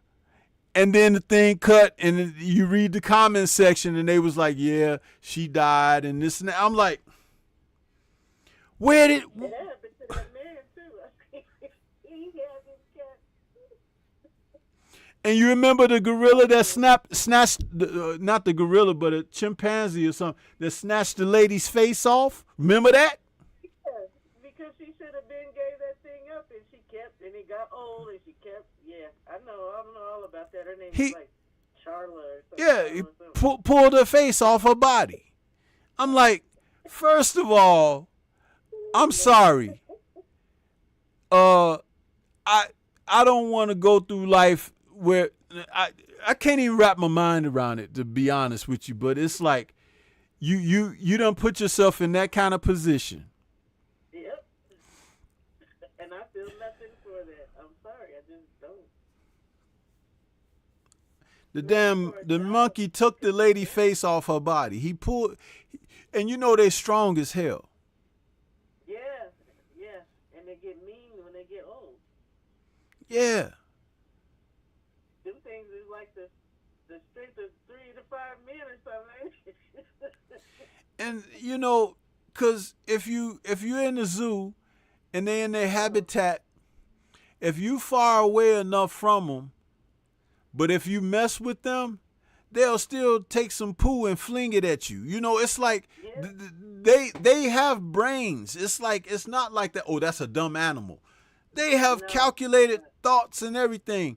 Some of them would look at them trees and everything, and they figure out, like, if I swing up there and throw my body all the way, I might get to that glass where he at. You understand? They be thinking like that. Running up on the glass and bamming it when they know your dumb butt standing there poking at them. They have a brain. You seen people drop sunglasses down in the ape pit and stuff, and the damn ape pick the glasses up and put them on. It's like, you know, it's like, oh, look at the cute gorilla wearing the glasses. Do you know that gorilla? Listen, if I put you in a habitat, that don't mean you lose your faculties. You know what I'm saying? Yeah. I mean, I think people forget that these are the same animals that take rocks, take tools to crack open a nut. Yeah. You know, they have, we've just been taught that they're stupid, but anybody with sense, and there's a lot of us that have enough sense to understand these animals ain't dumb. Half of them don't want to be bothered with these people because they see them coming now, I heard in Africa, and they take off. They take off running because they know they're over there shooting them up and killing them and stuff. Like, these animals ain't dumb. They're not dumb. Matter of fact, the animals got more sense than mankind does. Absolutely. You know, they get a sense that the bad weather's coming or whatever. They go take cover. If an earthquake is getting ready to hit or something, they go and take cover. It's like people be standing out in the middle of the bad weather. Oh, my God. Hey, Joe, take a picture of this. And, you know, the wind is about to blow his ass away. It's like, seek cover, fool. What are you doing? And then it's like. The truth is, we have those same sensibilities. We still can hone them to know when the weather's changing, to know when danger's approaching. We all have that built in. It's just the humans have gotten away from it. Yeah. Them animal way. It's like, have you ever, of course you have, but I'm just pointing another thing out. Because we drive and you're pulling up to an intersection and it's a person crossing the intersection on their mobile device.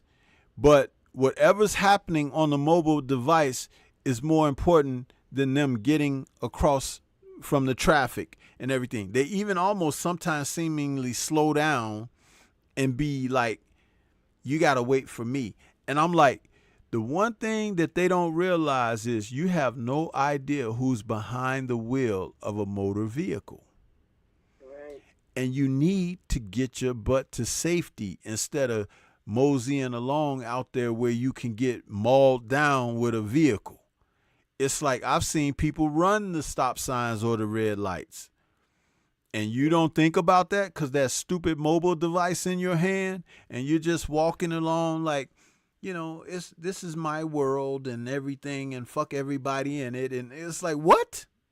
It's really? Or have the headphones in and people all, you know, all kind of stuff could be happening around you. You wouldn't know because you got that stuff blasting in your ears. I've seen accidents happen, you know, cars will slide out from being hit. Like you said, people don't pay attention, but that's the same thing I was telling you about people in their cars. When I look down in the truck and I'm looking, they're in there on their phone. They'll speed to get up in front of me, and then, you know, I'll go around because they slow down. But then when you look down in their car, they on the cell phone. They got some type of computer screen on the dashboard, and they playing around. My husband always he make a point to let him know, look, I see you. You know, I see you. Listen, I saw one of the funniest incidents. This was a few years ago. I'm on my way home from work, and it looked like a cop had pulled over this car for a traffic violation, obviously. And as the traffic on the street was going past this vehicle that was pulled over, I happened to glance over because I'm not one of those that be trying to look and see everything that's going on. But, you know, I was driving in an SUV and that person was in a car. So I'm sitting up a little higher, right? As I drove past and I look over, it was a woman. It was actually two women, but the one that's driving, the cop is standing outside the car talking to her. He's standing like off to the side and he's talking to her. And she got a box of what looks to be like chicken, like KFC or Popeyes or something, in her lap on the steering wheel, and she talking to the cop. And I was like, that's probably why he pulled her butt over, because she was probably driving erratic trying to eat a chicken bone. You know what I'm saying? But it's like, it's rush hour. You out here and you eating chicken behind the wheel of your car. You could have pulled the car over and parked and ate. But no, you're driving down the street and now the cop done pulled you over. You see what I'm saying? It's like we were just talking about how animals process and can get the safety, but people are out here constantly turning up the averages of their own lives. You know, like destined to not make it or whatever. It's like, what are you doing? Yeah. They have a death wish. I say that. They got a death wish. Just don't include me. My goodness. They don't, because they have no consideration. All they think about is their self, and yeah, I know. I see it every day. And I was driving California, of all places. I'd be doing, oh man, people is different. It is really something, and all you got to do is kind of just sit back and observe, and you can see some things. You know, I've learned so much just in the past couple of years. Like, I found out recently, and this is within the past year, that there are birds like crows and what's that other? You got crows and ravens. They're very smart, and if you do something bad to one of them, they remember you. And then they be trying to get at you after that. It's like, but if you do something good, then they start bringing you gifts or something. You know, it's like, I was watching this video. A bird had fallen or something, and the man nursed it, right? He nursed it and fed it and took good care of it. And then when the bird got better, it flew away and would come back to the man's house and tap on his window and leave like little things in front of his window. Coins, notes, little bits of like flowers. And it was like, this was amazing. And I'm like, you know, but the man will walk outside and the bird would come down and be chirping and stuff. And it's like he remembered that the man treated him well. And then they showed like something else, like when somebody mistreated a bird and they went outside and the bird was swooping down trying to peck them in the head and stuff. It's like when you see these kind of things, and it's like, wow. But these are animals, you know. I've seen squirrels do that. I haven't seen, but I'm not surprised. But they said it's the ravens and the crows that their brains are different. They said that a crow knows how to untwist a lid on a jar and stuff like that. I mean, they are very.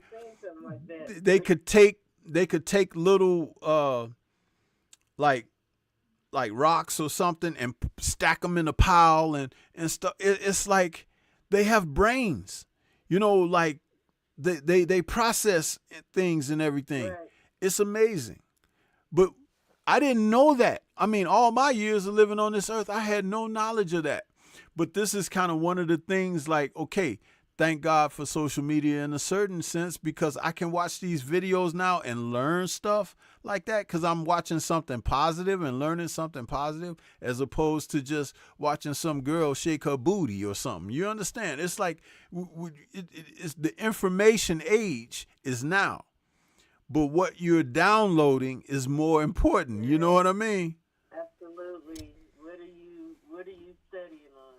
A lot of people don't even want to study on that. They don't even want to learn nothing about the birds. They don't want to learn nothing about nothing. They want you to tell them everything, or they just want to act like they know everything. And that's the trolls too. Yep. That's why every time I see 78 doing his videos now, and he be sitting out in the woods or something, and I call him Nature Boy. You know, I say, look at Nature Boy out there enjoying himself. And I don't say that ridiculing. I say it because it's pretty cool that a man is trying to connect with nature and stuff like that. You know, but it's I love it. Yeah, you know. I love it. So that's why I was saying too earlier. Yeah, there are tools that we have just lost because we don't use them. And if you get back to nature, even if you just have time to sit and think to yourself, because of the way the world is, you know, there's always a distraction. The more time you sit and spend with yourself and maybe read, maybe learn something, you know, that you weren't privy to. You know, that's what makes you, I think, a better person. All this social media stuff, I'm not big on. You know, I participate in YouTube and a little IG, but it's like very little. I don't really need that. I don't want it. Right. It's just full of crap. Yeah. Yeah, and we you know, again, like you said, it's great that you can have a choice, you know, where you know, something that you want to invest time in, and if you don't, you know, you don't, you know, but I think it's important that, like, our supporters, like someone like yourself, you know, I always like to acknowledge people like yourself, Antonio MMA, and William, who always come out and support me and everything. And believe me, when, like, there's some days I don't feel too good or whatever, and I say, man, but I know that William and Shower and them, they out there waiting for me to do something. And it, you know, it inspires me to just, you know, press forward. Because when I'm doing what I do, it's not with foolishness. I can have humor and, you know, make jokes and make fun and make things interesting in that regard, but it's never foolishness, you know. And people like yourselves, you know, you get it, and it's important that I acknowledge that, you know. I try to do that, just like when I missed Tuesday this week. I just wasn't in a good place to do my show Tuesday, but, you know, thanking God I'm feeling a little better now. But that video, you got to check it out. It's called Kingdom of the Planet of the Apes. And I know how it could, you know, come across as like, oh, yeah, he's doing one of the movie things, like with the Nerds on Culture or whatever. No. That's what I thought it was. Yeah, this is a video that I did basically addressing the ape problem in the community. That's, you know, with boxing and everything. So, and there was something I was gonna say earlier to you about people coming to your channel. You often talk about the numbers that come in but don't say anything, don't hit that like button, and I think I might have said it in another chat. It might have been Drew's. That night I was putting you guys' links in there and telling people to, you know, check you and Tay out. Because there are some content creators out here, and, you know, maybe it's just because they're for adult people. Right. They're for adult people, and Tay doesn't have big numbers. You don't have the numbers like that, and I can't help but think it's because I know for sure you and Tay, you don't put up with a lot of nonsense. That steers away a lot of people. But at the end of the day, it's still, like I was saying, it's quality. It's still a very good quality of content that you guys produce and knowledge that you guys speak to. But everybody just ain't adult enough to, you know. And I hate that, though. I hate that shows something that it's a reflection of our society. Yeah. a lot of people are just full of foolishness, like you were just saying. They're fools, and it is what it is.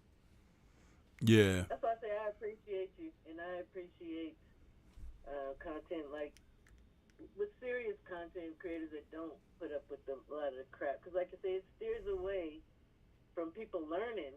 That's what some of us want. Some of us want to hear and talk about things and learn. Right. I Right. want to learn. Yeah. Hey, I just wanted to say that you do very good content, very informational, and you don't put up with a lot of crap. And regardless of what anybody says and how they be acting, I appreciate it, and I know the ones of us I see in here, we appreciate that. Yeah, I know you do, and that's why I take time out and I address people personally and stuff, and and one of the things I like to say is leading by example. Even if I falter or fall down or make a mistake, and I'm like, hey, I was wrong, I made a mistake or whatever, but never with ego though. This is not, I don't do this with ego. I do it with like, this is my personality. You know how some people, you see them like, okay, I wonder is that person like that, genuinely like that? It's like my personality is the same in regular walks of life. I will hold people accountable. I say stuff people don't expect me to say. It's like, man, I can't believe you said that. I can't believe you told them this or that.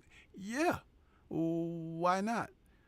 If you're genuine, that's what that is. It's like it ain't about going around trying to pick fights, because that's not what it is. And an adult mind, to use the term that you used just a moment ago, an adult mind understands that. It doesn't. Adult mind doesn't take you to a place of confrontation and conflict. It takes you to a place of understanding and recognize of what and who you're dealing with. Right? There's a difference. Yeah, everybody can't handle that. Yeah. It's like why is a woman walking into church on Sunday wearing the shortest miniskirt in a closet sitting up front in front of the pastor? What are you doing? That's inappropriate. You understand? That's inappropriate. But it don't stop it from happening, right? It don't stop it from happening, but it happens. And if someone doesn't say something about it, it'd be like, man, now you know that's wrong. You know that's in bad taste. Then it'd be like, oh, you hating. What? Yeah, I'm hating you bringing your sin up in here in the house of God. Yeah, I'm hating that, That's what I was saying about judging each other righteously. We're called to do that. We ain't supposed to be letting that woman walk up in the church like that without saying, come here, sister, let me talk to you. Yeah. And if she got a problem with it, then that's on her. But it shouldn't just be one individual. We're all supposed to be, like you were saying earlier, we're all supposed to be on the same page. Yep. We're supposed to be, but too much like right. Absolutely. Absolutely. I didn't mean to get away from boxing. No, it's okay. It's okay because So what do you think, before I let you go here, tomorrow's card, who do you like in the 5 matches? We've got 5 versus 5, Queensberry versus Matchroom. Yes. Raymond Ford and Nick Ball. Who you think? I got Ford. Okay. I got Ford. I think you saw my comment earlier about Ball being relentless. Mm-hmm. I think Ford is like that. I think he can handle that. I think he's like that. Yes, I saw your comment. Yeah. Now, Hamza Shiraz versus Austin Williams. What are you thinking there? I hate to say it, but I think Shiraz. I just do. I would like for Ammo to come out the winner. I really would. Mm-hmm. Shiraz, the film stuff, he just looks a little dangerous. Yeah, he's got that Tommy Hearns wide frame, right? And that length that might give Austin some trouble, because Austin is wide open a lot. He's wide open a lot. It looks like he's accurate, Mm-hmm. and he has some power. So Yep. I got Shiraz. Yeah. Now, what about Willie Hutchison and Craig Richards? What are you thinking on that one? I didn't get to do my film study on them, so I'm not familiar. So I'll ask you, who do you got? Okay, well, Hutchison, they're both from the UK. But Hutchison has fought like C-level competition. He's trying to be B-level himself. He has a record of 17-1. However, he was stopped himself. He's got 13 KOs in his 17-1 record, but he was stopped himself back in 2021 against another UK fighter named Lennox Clark. Now, at the time that they fought, Lennox at that time was 19-1.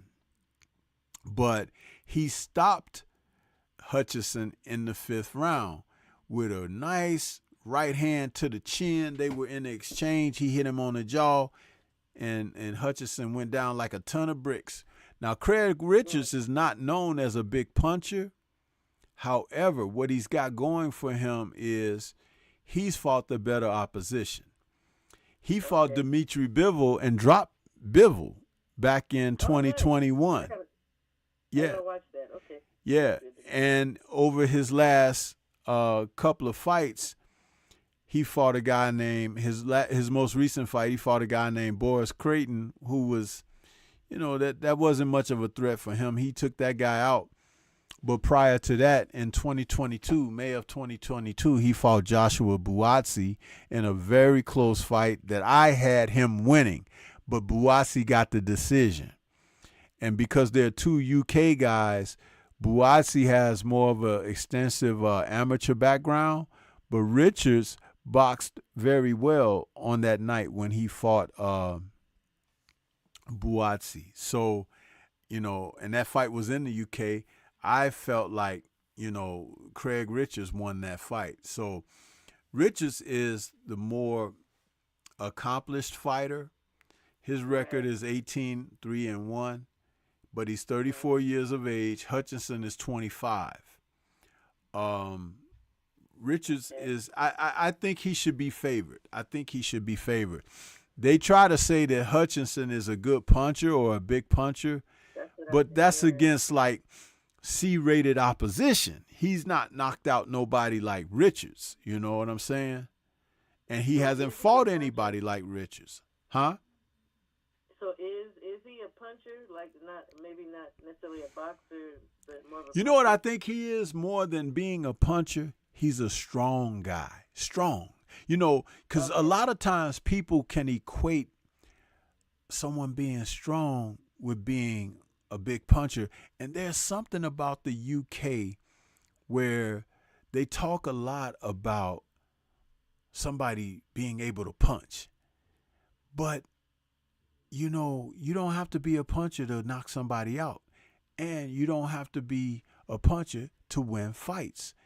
And I think that is really one of the things that sells themselves short because they put such emphasis on that. And when U.S. boxers were great, their punching power was never a factor because we had a lot of fighters who were multifaceted. See, now the teaching and schooling has dropped off, so those punching guys and those tough guys and strong guys have more access to being on top now. You see what I'm saying? So the paradigm has shifted, but you have to understand why it's shifted. So that's what I think about those two guys. But yeah. Okay. Now Dimitri Bivol against this guy Malik Shanad. Hey, they're saying that Shanad has been wanting a title shot for a while. Hearn has been holding him off on the side. So this is his chance now to get in there against Bivol because Bitterby fell out with an injury. And I have to say that Shanad hey, he's a little bit taller than Bivol. He's like 6'1", but when they were standing off in their face off, he looked a little taller than that. And he's 30 years of age, and he's from Libya. He's 22-0 with 16 KOs. Undefeated guys like that are hard to beat. And he is ranked in the top 8. I think he's ranked number 8 in the world in the light heavyweight division. So it's not like he's coming in as some kind of chump or whatever, you know. And he was supposed to get a shot against Bivol a couple of fights back when Bivol fought Gilberto Ramirez. So there's a chance that he, you know. Are you still there?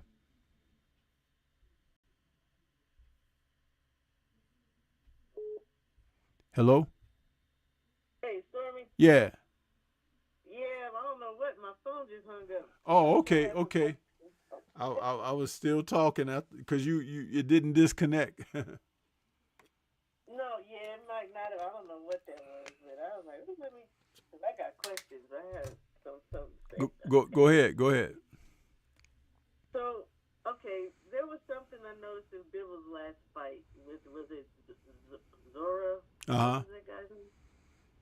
I was Zerto, Gilberto Ramirez, Zerto, they call him for short, yeah.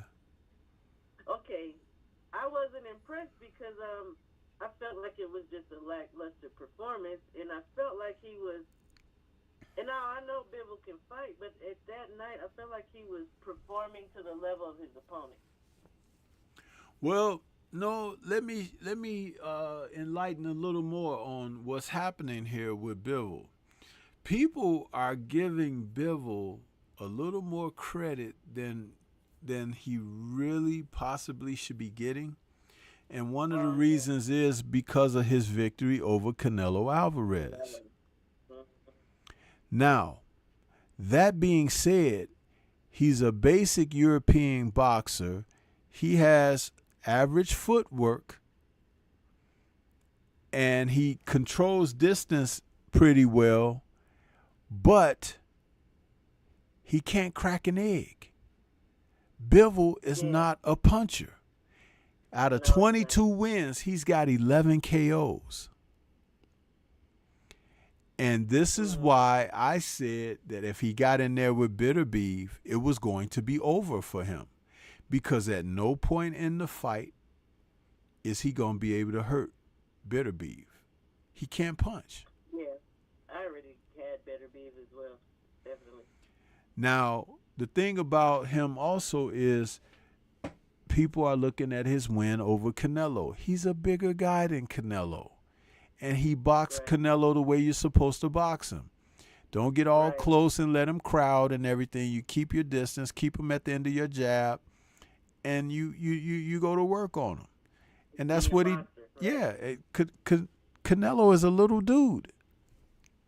He's a little dude. He's a wide back guy, but he's a little guy. And you know, you're talking about someone who's 5'7.5". Bruce Lee was 5'7.5". That's a little dude. That is small for a man. It is. Yeah. Right. So, and there's a reason that Canelo don't want no parts of Benavidez, because Benavidez is a big guy, you know, and can fight in close. So it's like, you know, that spells disaster for him. But yeah, that's the way I see that with Bivol, and I expect Zanad to really step up and put on a good fight. It could be an upset in the making. It very well could be. I think so. The only thing I don't like about Zanad is his stance when he's fighting. How he holds. He doesn't necessarily. He don't hold the phone. You know, he holds his right hand to his chin, but that left arm just swinging, hanging down. But like you said, Bivol is not. He ain't about to flick a sleep. Yeah, he's not a big puncher. And I'll tell you something. If he gets in there and Zanad realizes that Bivol don't really hurt him, it could really go south for Bivol. Because that means he'll pull out all the stops and go after him. Because this is a unified title on the line, IBO and WBA. I'm gonna pick Zanad. Yeah. I'm gonna pick him. I just wanted to ask you what you thought about the fact that, again, that last fight, I was not impressed with Bivol. And I was saying, well, maybe he's just not feeling good that night, or it was just so lackluster, and I wasn't impressed. Yeah. So that's not a bad pick, believe me. That's not a bad pick. What about Dubois and Hrgovic? What do you think about that? I think Hrgovic is dangerous, but Yeah. I like Daniel Dubois. I like him so much, and I think if he would get out of his own mind, I think he could be great. Mm-hmm. I think Dude could be great. I want to pick Daniel. I really do, and because of his last fight was a win.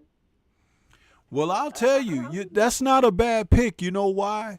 And my breakdown video, what was that? Today. Yeah. Over his last 3 fights, he's fought the better opponents. Yeah. And the one good opponent that Hrgovic fought, he got dropped twice, but they gave him the decision over Zhang. I felt that Zhang beat him.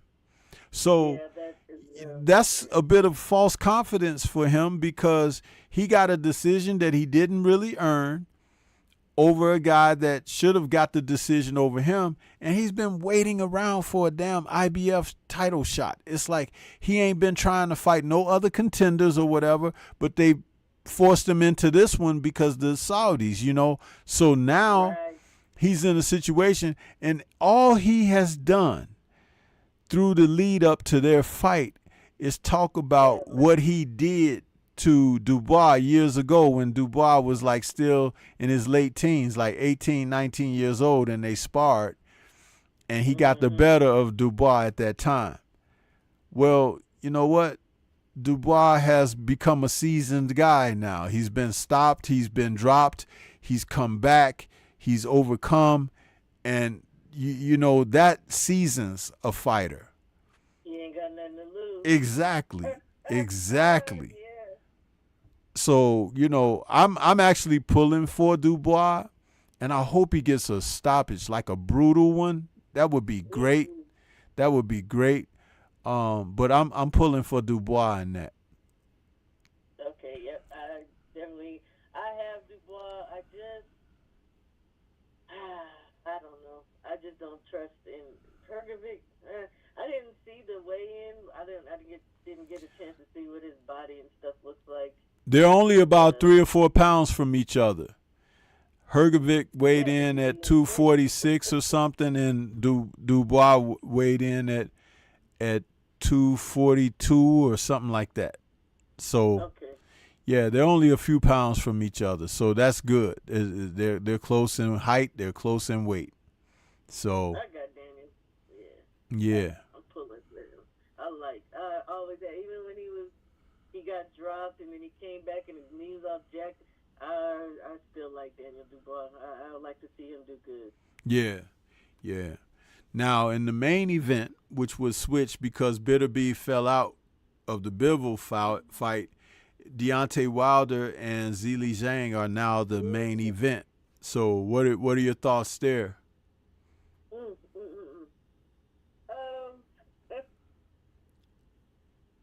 Again, with the wants, I want Deontay to win. I've been watching his training to see if he worked on the stamina thing, if he's doing something different like punching type drills instead of just hanging back, waiting to throw that right.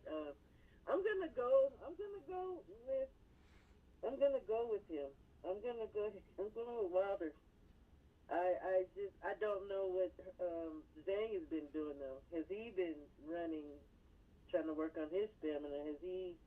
I know we already know he can punch, and Yeah, he dropped 10 pounds from his last fight with Parker. Oh, He was 291 against Parker, so he came in at 282, I think, for Wilder. oh, So Lord. yeah, so he's about 70 pounds heavier than Wilder. Wilder came in at 214, which is one of his best weights because when he's at that weight, he's a lot quicker and more, Yeah, he likes you that know. weight. But I got Wilder. my thing about the fight and my breakdown video for those guys comes tomorrow morning. I think that, and I talked to Tay about this earlier today on Drew's show. I asked him, "Hey, how important do you think it is for Wilder to get back to winning rounds and stop waiting around for something to happen, but to be aggressive enough to win rounds so that you can definitively say, I beat that guy in that round." It's been too long that we've seen Wilder box in a manner which he seemingly is waiting for something, but the other guy is getting rounds, and it makes it easier for the judges to score against him because they really don't favor Wilder at all. They don't. They have a bias against him. So for him to go out and be assertive to win rounds, I think it's imperative to success for him. And that's one of the things that I posed questions to Tay about. And Tay said, yeah, they had discussed that in camp and everything. But, talking is one thing and fighting is another. So I'll know right off the bat if it's something that Wilder. No. I know what to look for. And I'm not saying that like, oh, I'm a guru and I know all of this and that. No, but it's like there's certain things that he does well that if he gets off to the proper start, it'll be all downhill for Zhang right away.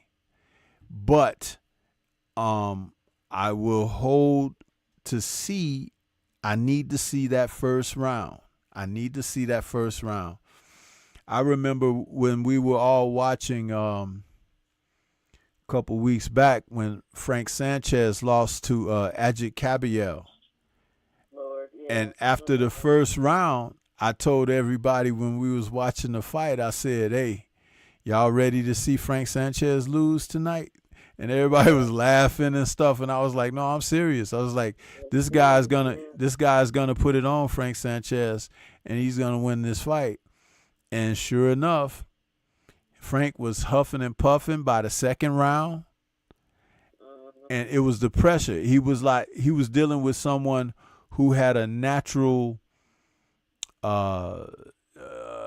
aggression about himself and a way to present himself that Frank hadn't dealt with. It didn't look like he's dealt with as a pro. And by the sixth round, he was on his knees and everything. It's like he was giving in, submission. You understand? He tried a couple of times in early rounds to go to Kabayel's body and stuff, but Kabayel was like protecting himself and still staying right on top of him and took the fight to him. How long has he been with Reynoso? Yeah. Long enough to not learn shit because that guy's a shit trainer. I'm sorry, but I'm telling it like it is. And they're cheaters over there. Everybody that come out of that camp, they haven't said nothing about Frank. But if you look at Frank's body, his upper body, and you look at how he's built, but you look at his lower body and see there's not. Listen, that's something that comes from having a little help. When before that fight, I didn't have Frank or Ajit winning. Not winning, but I hadn't chose a winner, basically, because I wanted to see what Frank looked like, because I have a good mind of what Ajit was going to come out looking like, which is what we saw him do to, was it Madrimov? Yeah, Madrimov. And if he can walk a big dude down like that and break him down, a smaller guy is not gonna be a threat. Right. And he was just more well-rounded, and I figured, look, if he could do that, he broke Madrimov down. I said, well, he could definitely do this to Frank, but I needed to see what Frank was going to try to come back with. So I was so disappointed. I said, look at this. Look at his mess. He didn't look good at all. Not his. He needs to get away from Eddie Reynoso, that's for sure.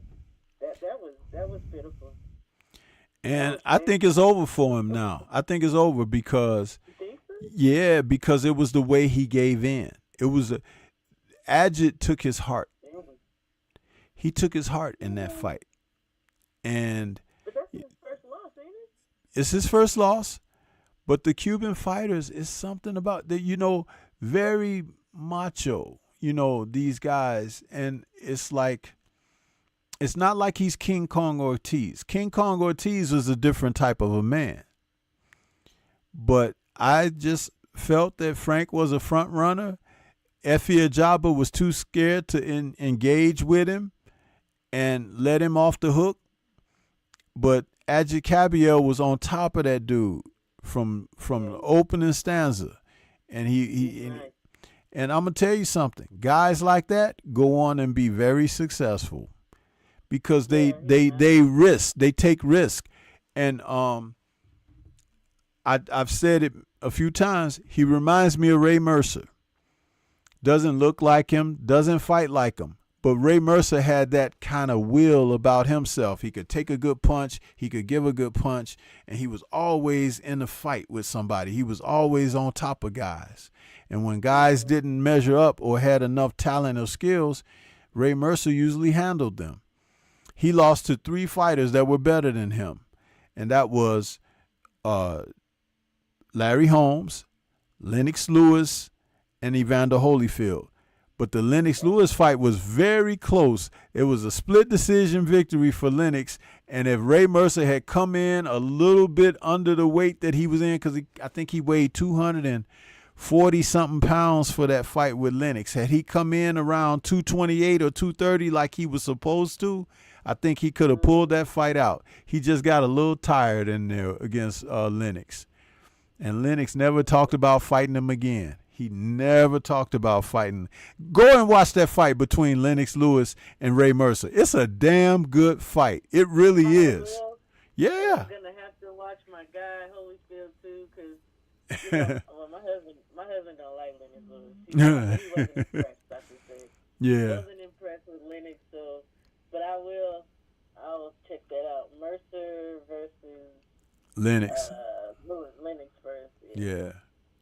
I can't forget him fighting Holyfield. I gotta check that one out. Yeah, and Holyfield was the first one to put him down too. He took a knee against Holyfield. Winky Wright. I've been watching a little bit of Mayorga. I've been watching all kind of stuff here lately. Yeah. I'll be all over the place. Okay, that's good. That's good. I'm trying to catch up and learn about all I can and see what I can see. Well, you're watching some darn good fights because Winky Wright, he put it on Shane Mosley and he put it on Felix Trinidad. So it's like, damn good fight.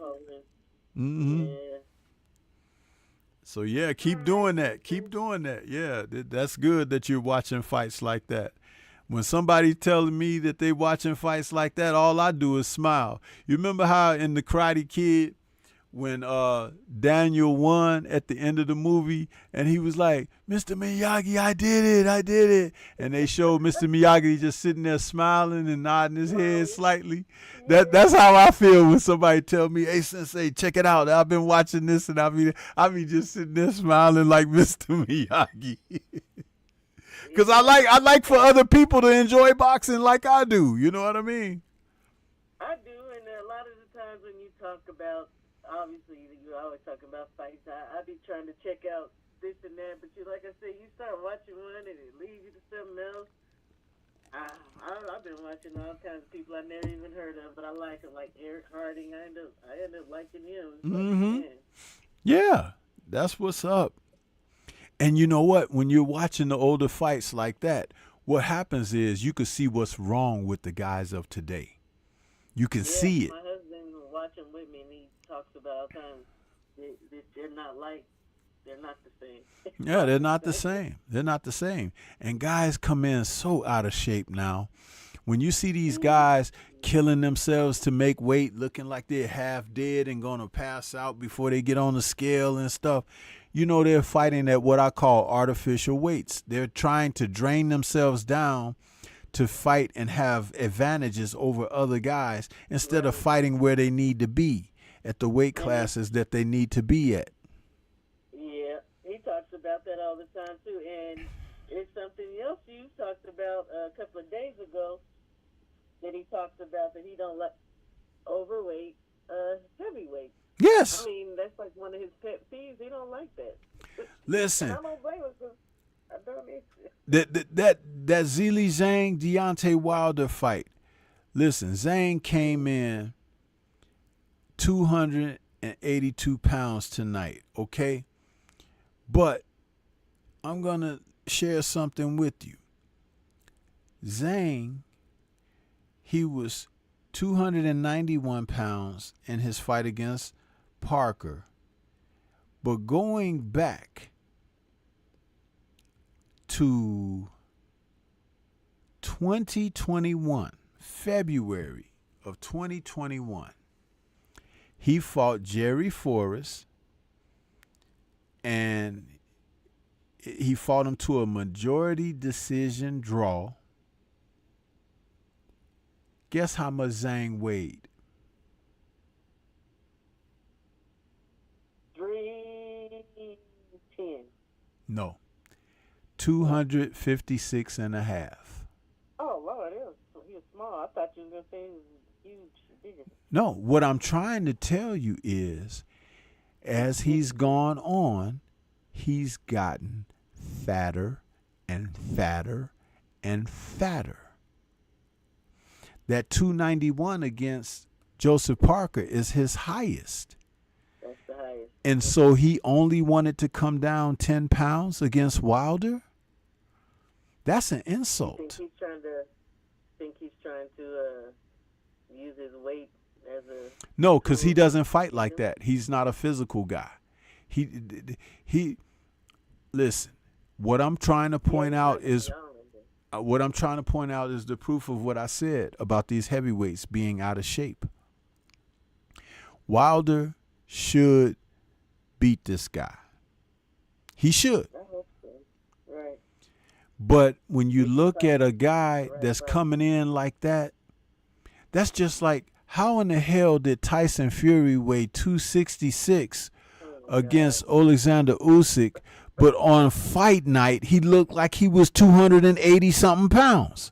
Did you see that fat gut tire he had around his waist? That wasn't even there when he got on the scale. What the fuck were we looking at? Special effects? He's such an inner tube inside. I don't know what the hell. I was like, what the hell? This dude is fat as hell. He didn't even have skirt. He didn't even have shorts on. He had a skirt on. I'm like, the dude must have gained 30 pounds after the weigh-in. And he was gotten so big because we were making fun of it over here. Usually, you know how his shorts be sliding down his little nasty buttock. Yeah. If that thing was hanging on, It was tight. It was tight around his gut. That's something hang on to this time. I was looking at that. I was like, and the damn announcers didn't say one word about it. I'm like, this dude done put on about 30 pounds since the weigh-in. And ain't nobody said nothing. They ain't going to because it's serious. I'm like, you know what? You ain't fooling me, man.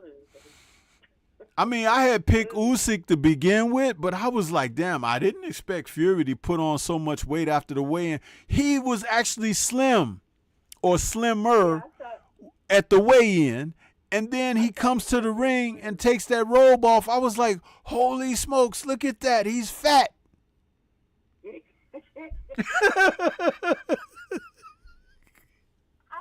thought he was going to tell me it's slim still, too. And because I don't know if this was just me or us over here, But when we were noticing, I was like, well, dang, he's not really gassing out like he can. Like I thought he did pretty well, but yeah, he had a whole inner tube in his belly.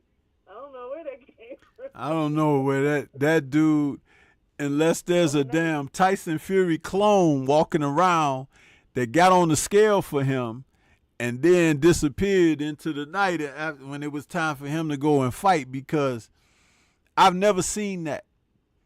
James Toney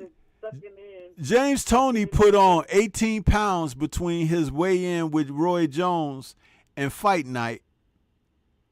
But nobody re-weighed Fury. I would love to know what he weighed, because that gut and flab, it was not there at the weigh-in. I'm like, what the hell?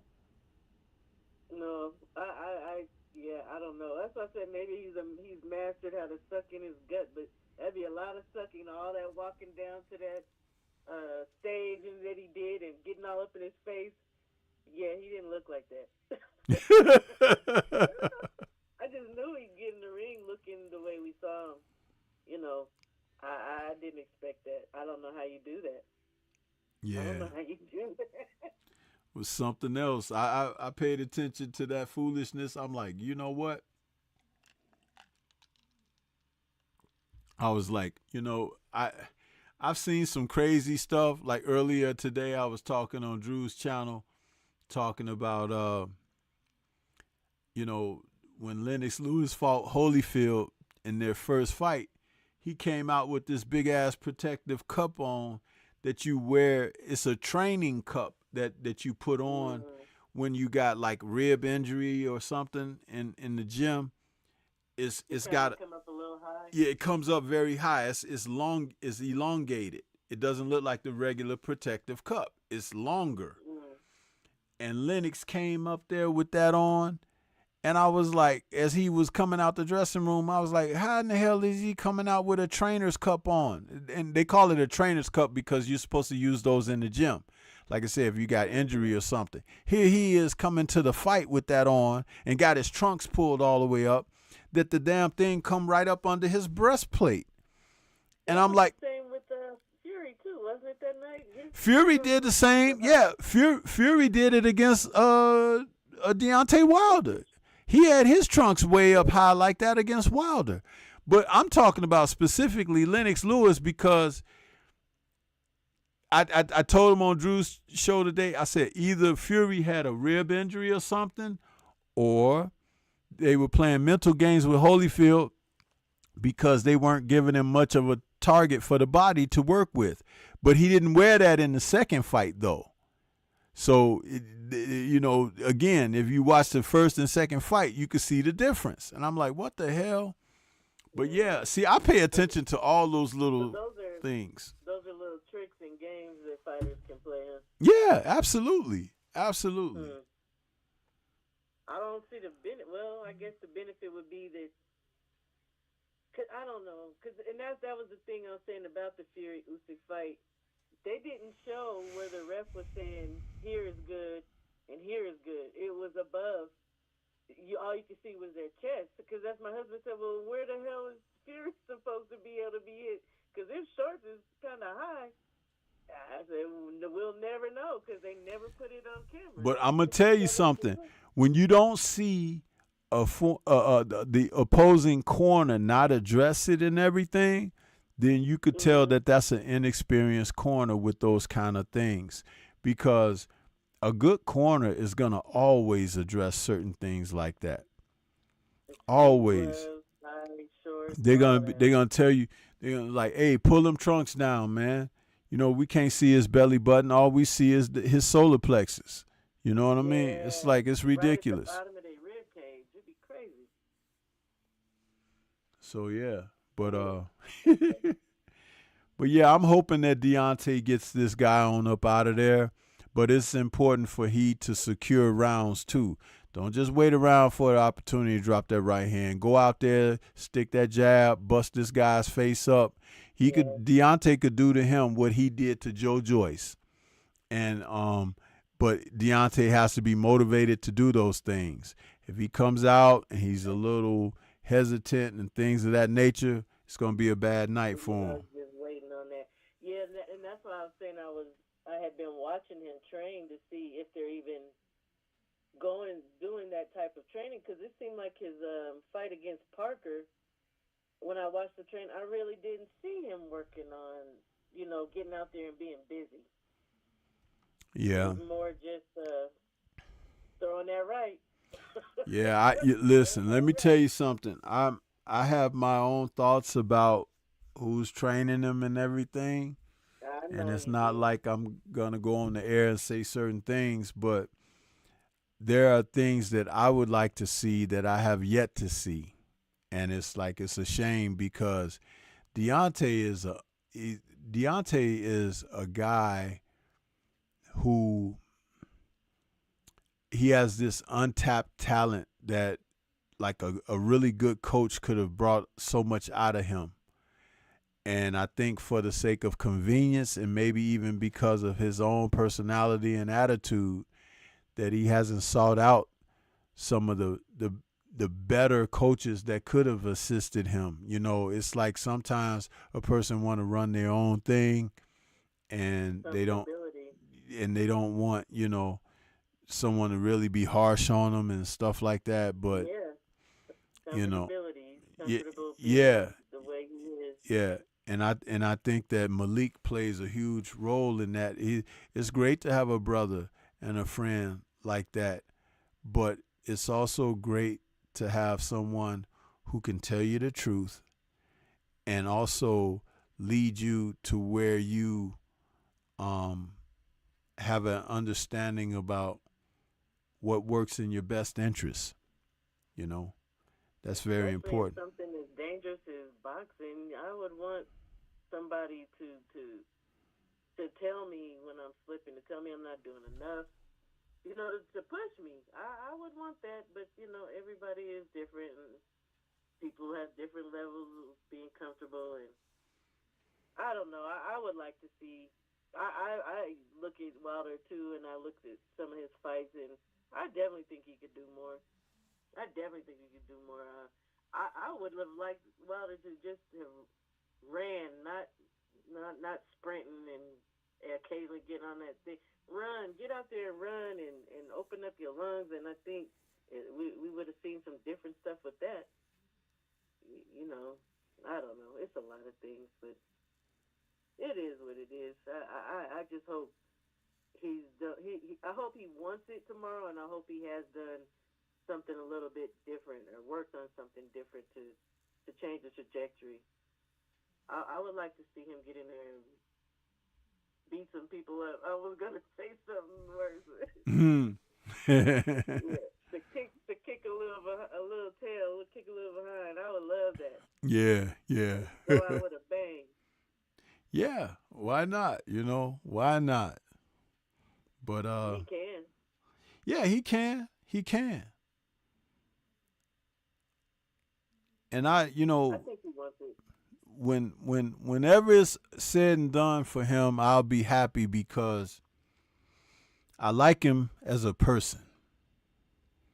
I didn't know a lot about him until I got turned on to him when he had that viral moment with Radio Raheem. And he said, to this day, that situation, that interview, and I was like, who is this brother? Because I was slowly getting back into watching boxing. I had taken some time off. And we're talking about a couple of years that I was not watching the sport or following or anything. Yeah, my husband was still. Yeah. I think he watches it a little bit less now than he did before. But yeah, he used to love him some Wilder. So. Yeah, so when I found him, I'm like, oh, who is this cat? I'm like, okay, cool. Let me check him out. And I saw him, how he fought and everything, and the windmill and all of that. And I was like, well, one thing about that is if he opened up with that on somebody, the way he punches, they gonna cover up and they gonna go down to get the hell out of the way.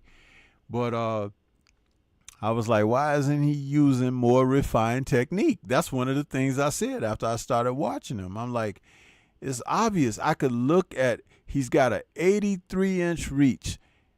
That's a piston of a jab he throws when he decides to throw it. And, of course, the right hand can knock you to Mars. I was like, let me see that left hook come in there. And I never seen him throw a left hook.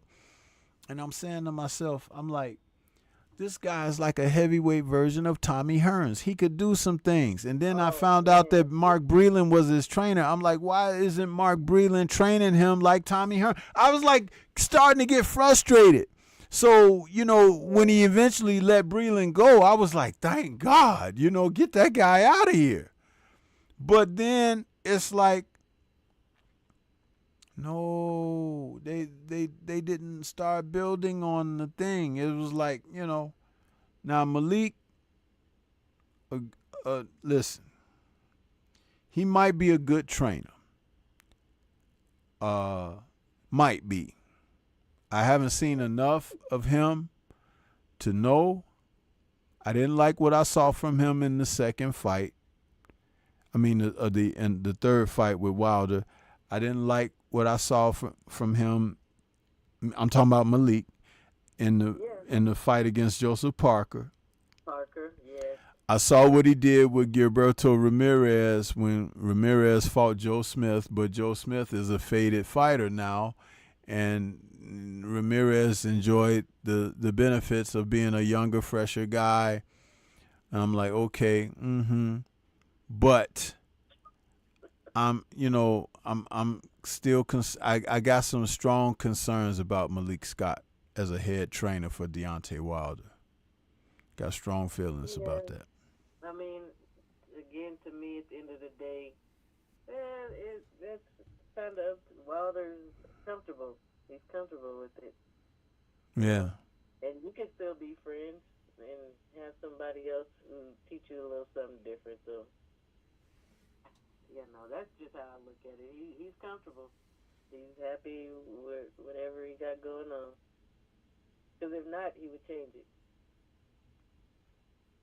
I would like to think he's a nice guy, but I think he has the sense enough to change. You know, if he wasn't comfortable or happy with it. So I don't know. I'm just gonna roll with him tomorrow.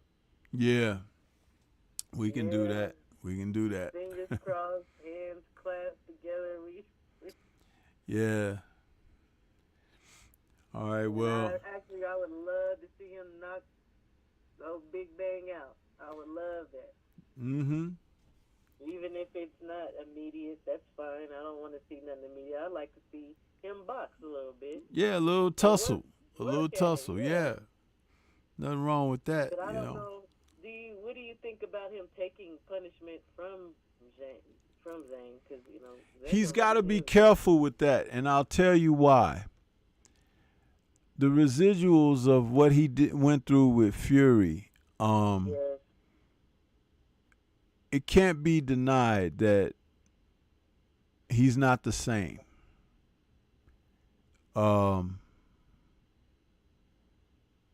Fury cheated. And in that second fight, as God is my witness, I believe Fury had compromised gloves. Thus the brother getting that dent in the side of his head. And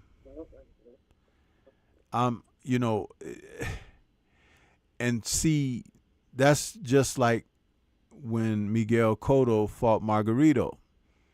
And he fought him with tainted hand wraps that first time. And Miguel Cotto's face was all busted up. He looked like a Van Gogh painting after the fight was over. And when they found out that Margarito was cheating with hand wraps, and that was the result of why Cotto looked like that, listen, when you get beat up like that, it's like you could have a career in one night. Because the damage that you're sustaining is not normal. It's not the average. like put it in this type of compartmentalization.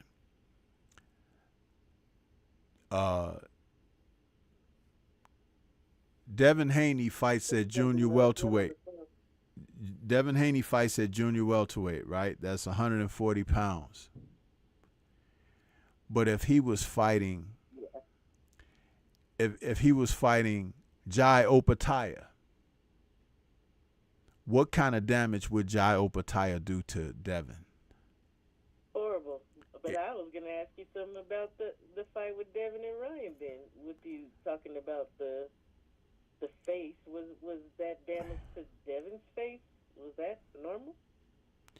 No, it was the equivalent of, like, you know, Ryan was fighting. He was obviously, now it's come out, he was on something. You know, it's like he could punch, but he couldn't. He never did that to nobody. You know what I'm saying? And it's like, if you notice that the fight was very close. The knockdowns is what gave Ryan the fight. He wasn't fighting throughout the fight. He was fighting in spurts where he was conserving himself to throw big shots at certain times. And because he has fast hands, he could capitalize in that way. But outside of that, he was just holding. You know, so and the gasping, the drinking the water and gasping in the corner, I was like, this dude, yeah, who was fighting in spurts, though. I don't know. But you brought up Miguel Cotto, and I just thought of Devin's face. I think of Errol's face, and I mean, I know you. I don't know. I just think I ask myself a lot of questions when I see some of these things. The more and more I learn, it's like some of that stuff just ain't normal. One of the things that you could say about Errol's face, though, is this: he might start looking like that almost after every fight. You know why? Because of that car accident. See, one of the things about Terrence Crawford, now people, they don't really attribute this because they're looking at boxing through an improper lens. Crawford, as opposed to Earl got a power punch. He's a strong fighter. He got a strong punch. Terrence Crawford has that wiry strength and power like a Tommy Hearns, and he's got a lot of snap on his shots. His punches are sharp. Sharp punches can do damage to you. They can. Sharp punchers can cut you up. They could bruise you up and everything. Ali was a sharp puncher. He wasn't a big knockout puncher, but when you watch the guys that he fought, their eyes would be closed and bumps on their face and stuff because he was sharp with his shots. Even Joe Frazier described him as such. He said he don't got a punch that kind of knock you out, but he lump you and bump you up with his shots. You know, there are guys who have those kind of shots. And I think Bud is that kind of guy. This is why he catches guys and they're surprised, and then he's a good finisher too. I don't think he had anything compromised with his gloves or anything, but there are fights and fighters that you do have to be careful and watch out for those things. But I think that the damages that we saw from Errol is due to what happened to him. See, that's one of the things everybody thought of him as, because he survived and he was able to come back and resume his career. They've put him on a pedestal like Superman, but he's just a man. And it's like, we don't know the residual effects of that car accident to that young man. They probably won't show up until a few years from now. And that man was thrown from a car. He was thrown from a car and landed on his face. Yeah. And it happens with guys in the ring, too. 2 years down the line, they be different. And that's just taking damage to the head in the boxing ring. So, yeah. I mean, I don't know. I just hope to never see him look like that again, Lord. Yeah. I don't want to see him look like that. You know? Yeah, Devin either. Good Lord, that jaw. Brian Mendoza, that jaw. Woo, I don't want to see it. Mm-hmm. Toe up. But yeah, I mean, it goes with the territory, so I get it. But, Yeah. Stormy, I'm going to get off your line. Well, it's been great to have you on as a caller, and you always welcome to call in here because you always bring a great conversation out of me, and I appreciate that because that's what, when I open the phone lines up, that's what it's all about. That's one of the reasons why I like to do it, because I want someone to help drive a conversation, and you always manage to do that when you call in, so I appreciate that. I thank you for letting me pick at your brain and ask my questions. I'm learning, trying to figure it all out. So I thank you so much. All right. Well, you take it easy, and we'll catch up again, okay? Indeed. All right. Take care. Enjoy the fights tomorrow. Enjoy the fights. You as well. I'll be there for the post fight. Yeah. Okay. Can't wait. All right. Take care. All right. You too. Bye. All right. Great call from Shawalaya. Man, that was a great call. And we got a chance to cover a lot of subjects and everything, which was pretty cool.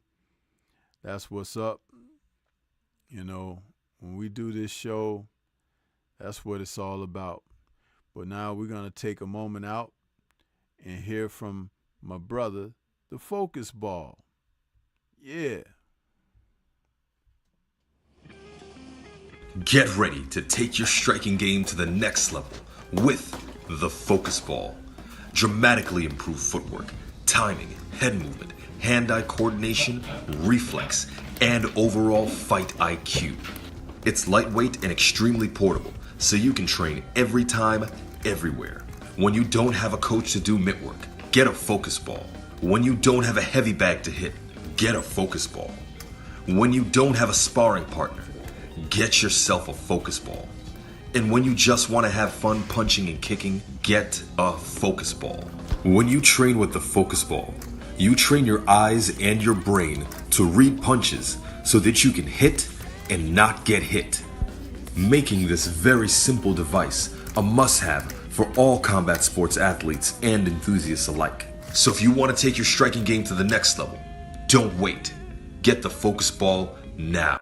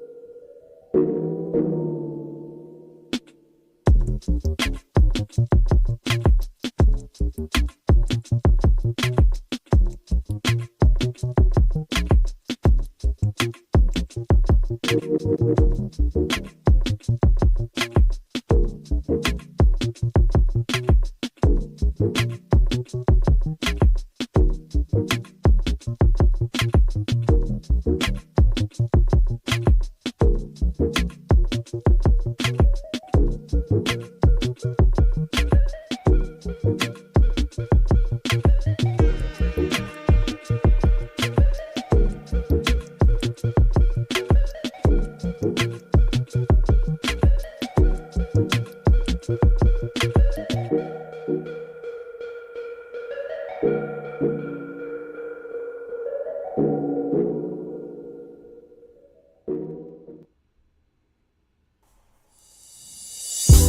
offer the best grooming products for you, Yes, all natural and handcrafted too.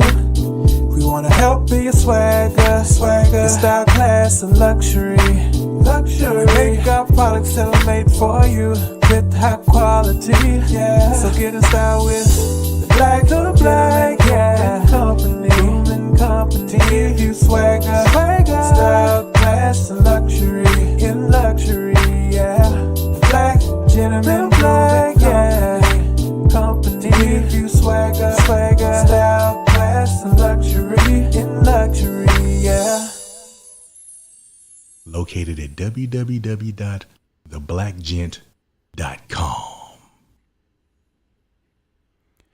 Yeah, that's what's up, man. You got to be able to get you some of this merchandise and let it fly, man. You know, you can walk outside with some of that Stormybman gear, or get you some of that Black Gentleman Grooming Company product to wear with your attire. I mean, come on, man. Deodorant, lotion, hair gel, beard oil, all that stuff. And then when you go to the gym and get your workout on, you go in there and you get you your focus ball, and you come on out of there with that, and you be prepared, to do your thing. But we come to the end of another Friday night chop session. The focus was primarily on the 5 versus 5 card. We did touch on some other subjects that had nothing to do with boxing, but sometimes that's okay. That's what we do here. I want to say shout out to the mighty LDBC, and we will catch you guys next week for another Friday night chop session. And enjoy those fights tomorrow afternoon. It's gonna be a knockout. Yeah. So with that being said, we're going to get on up out of here. Peace to everybody. Enjoy the fights, and we'll catch you on the next one.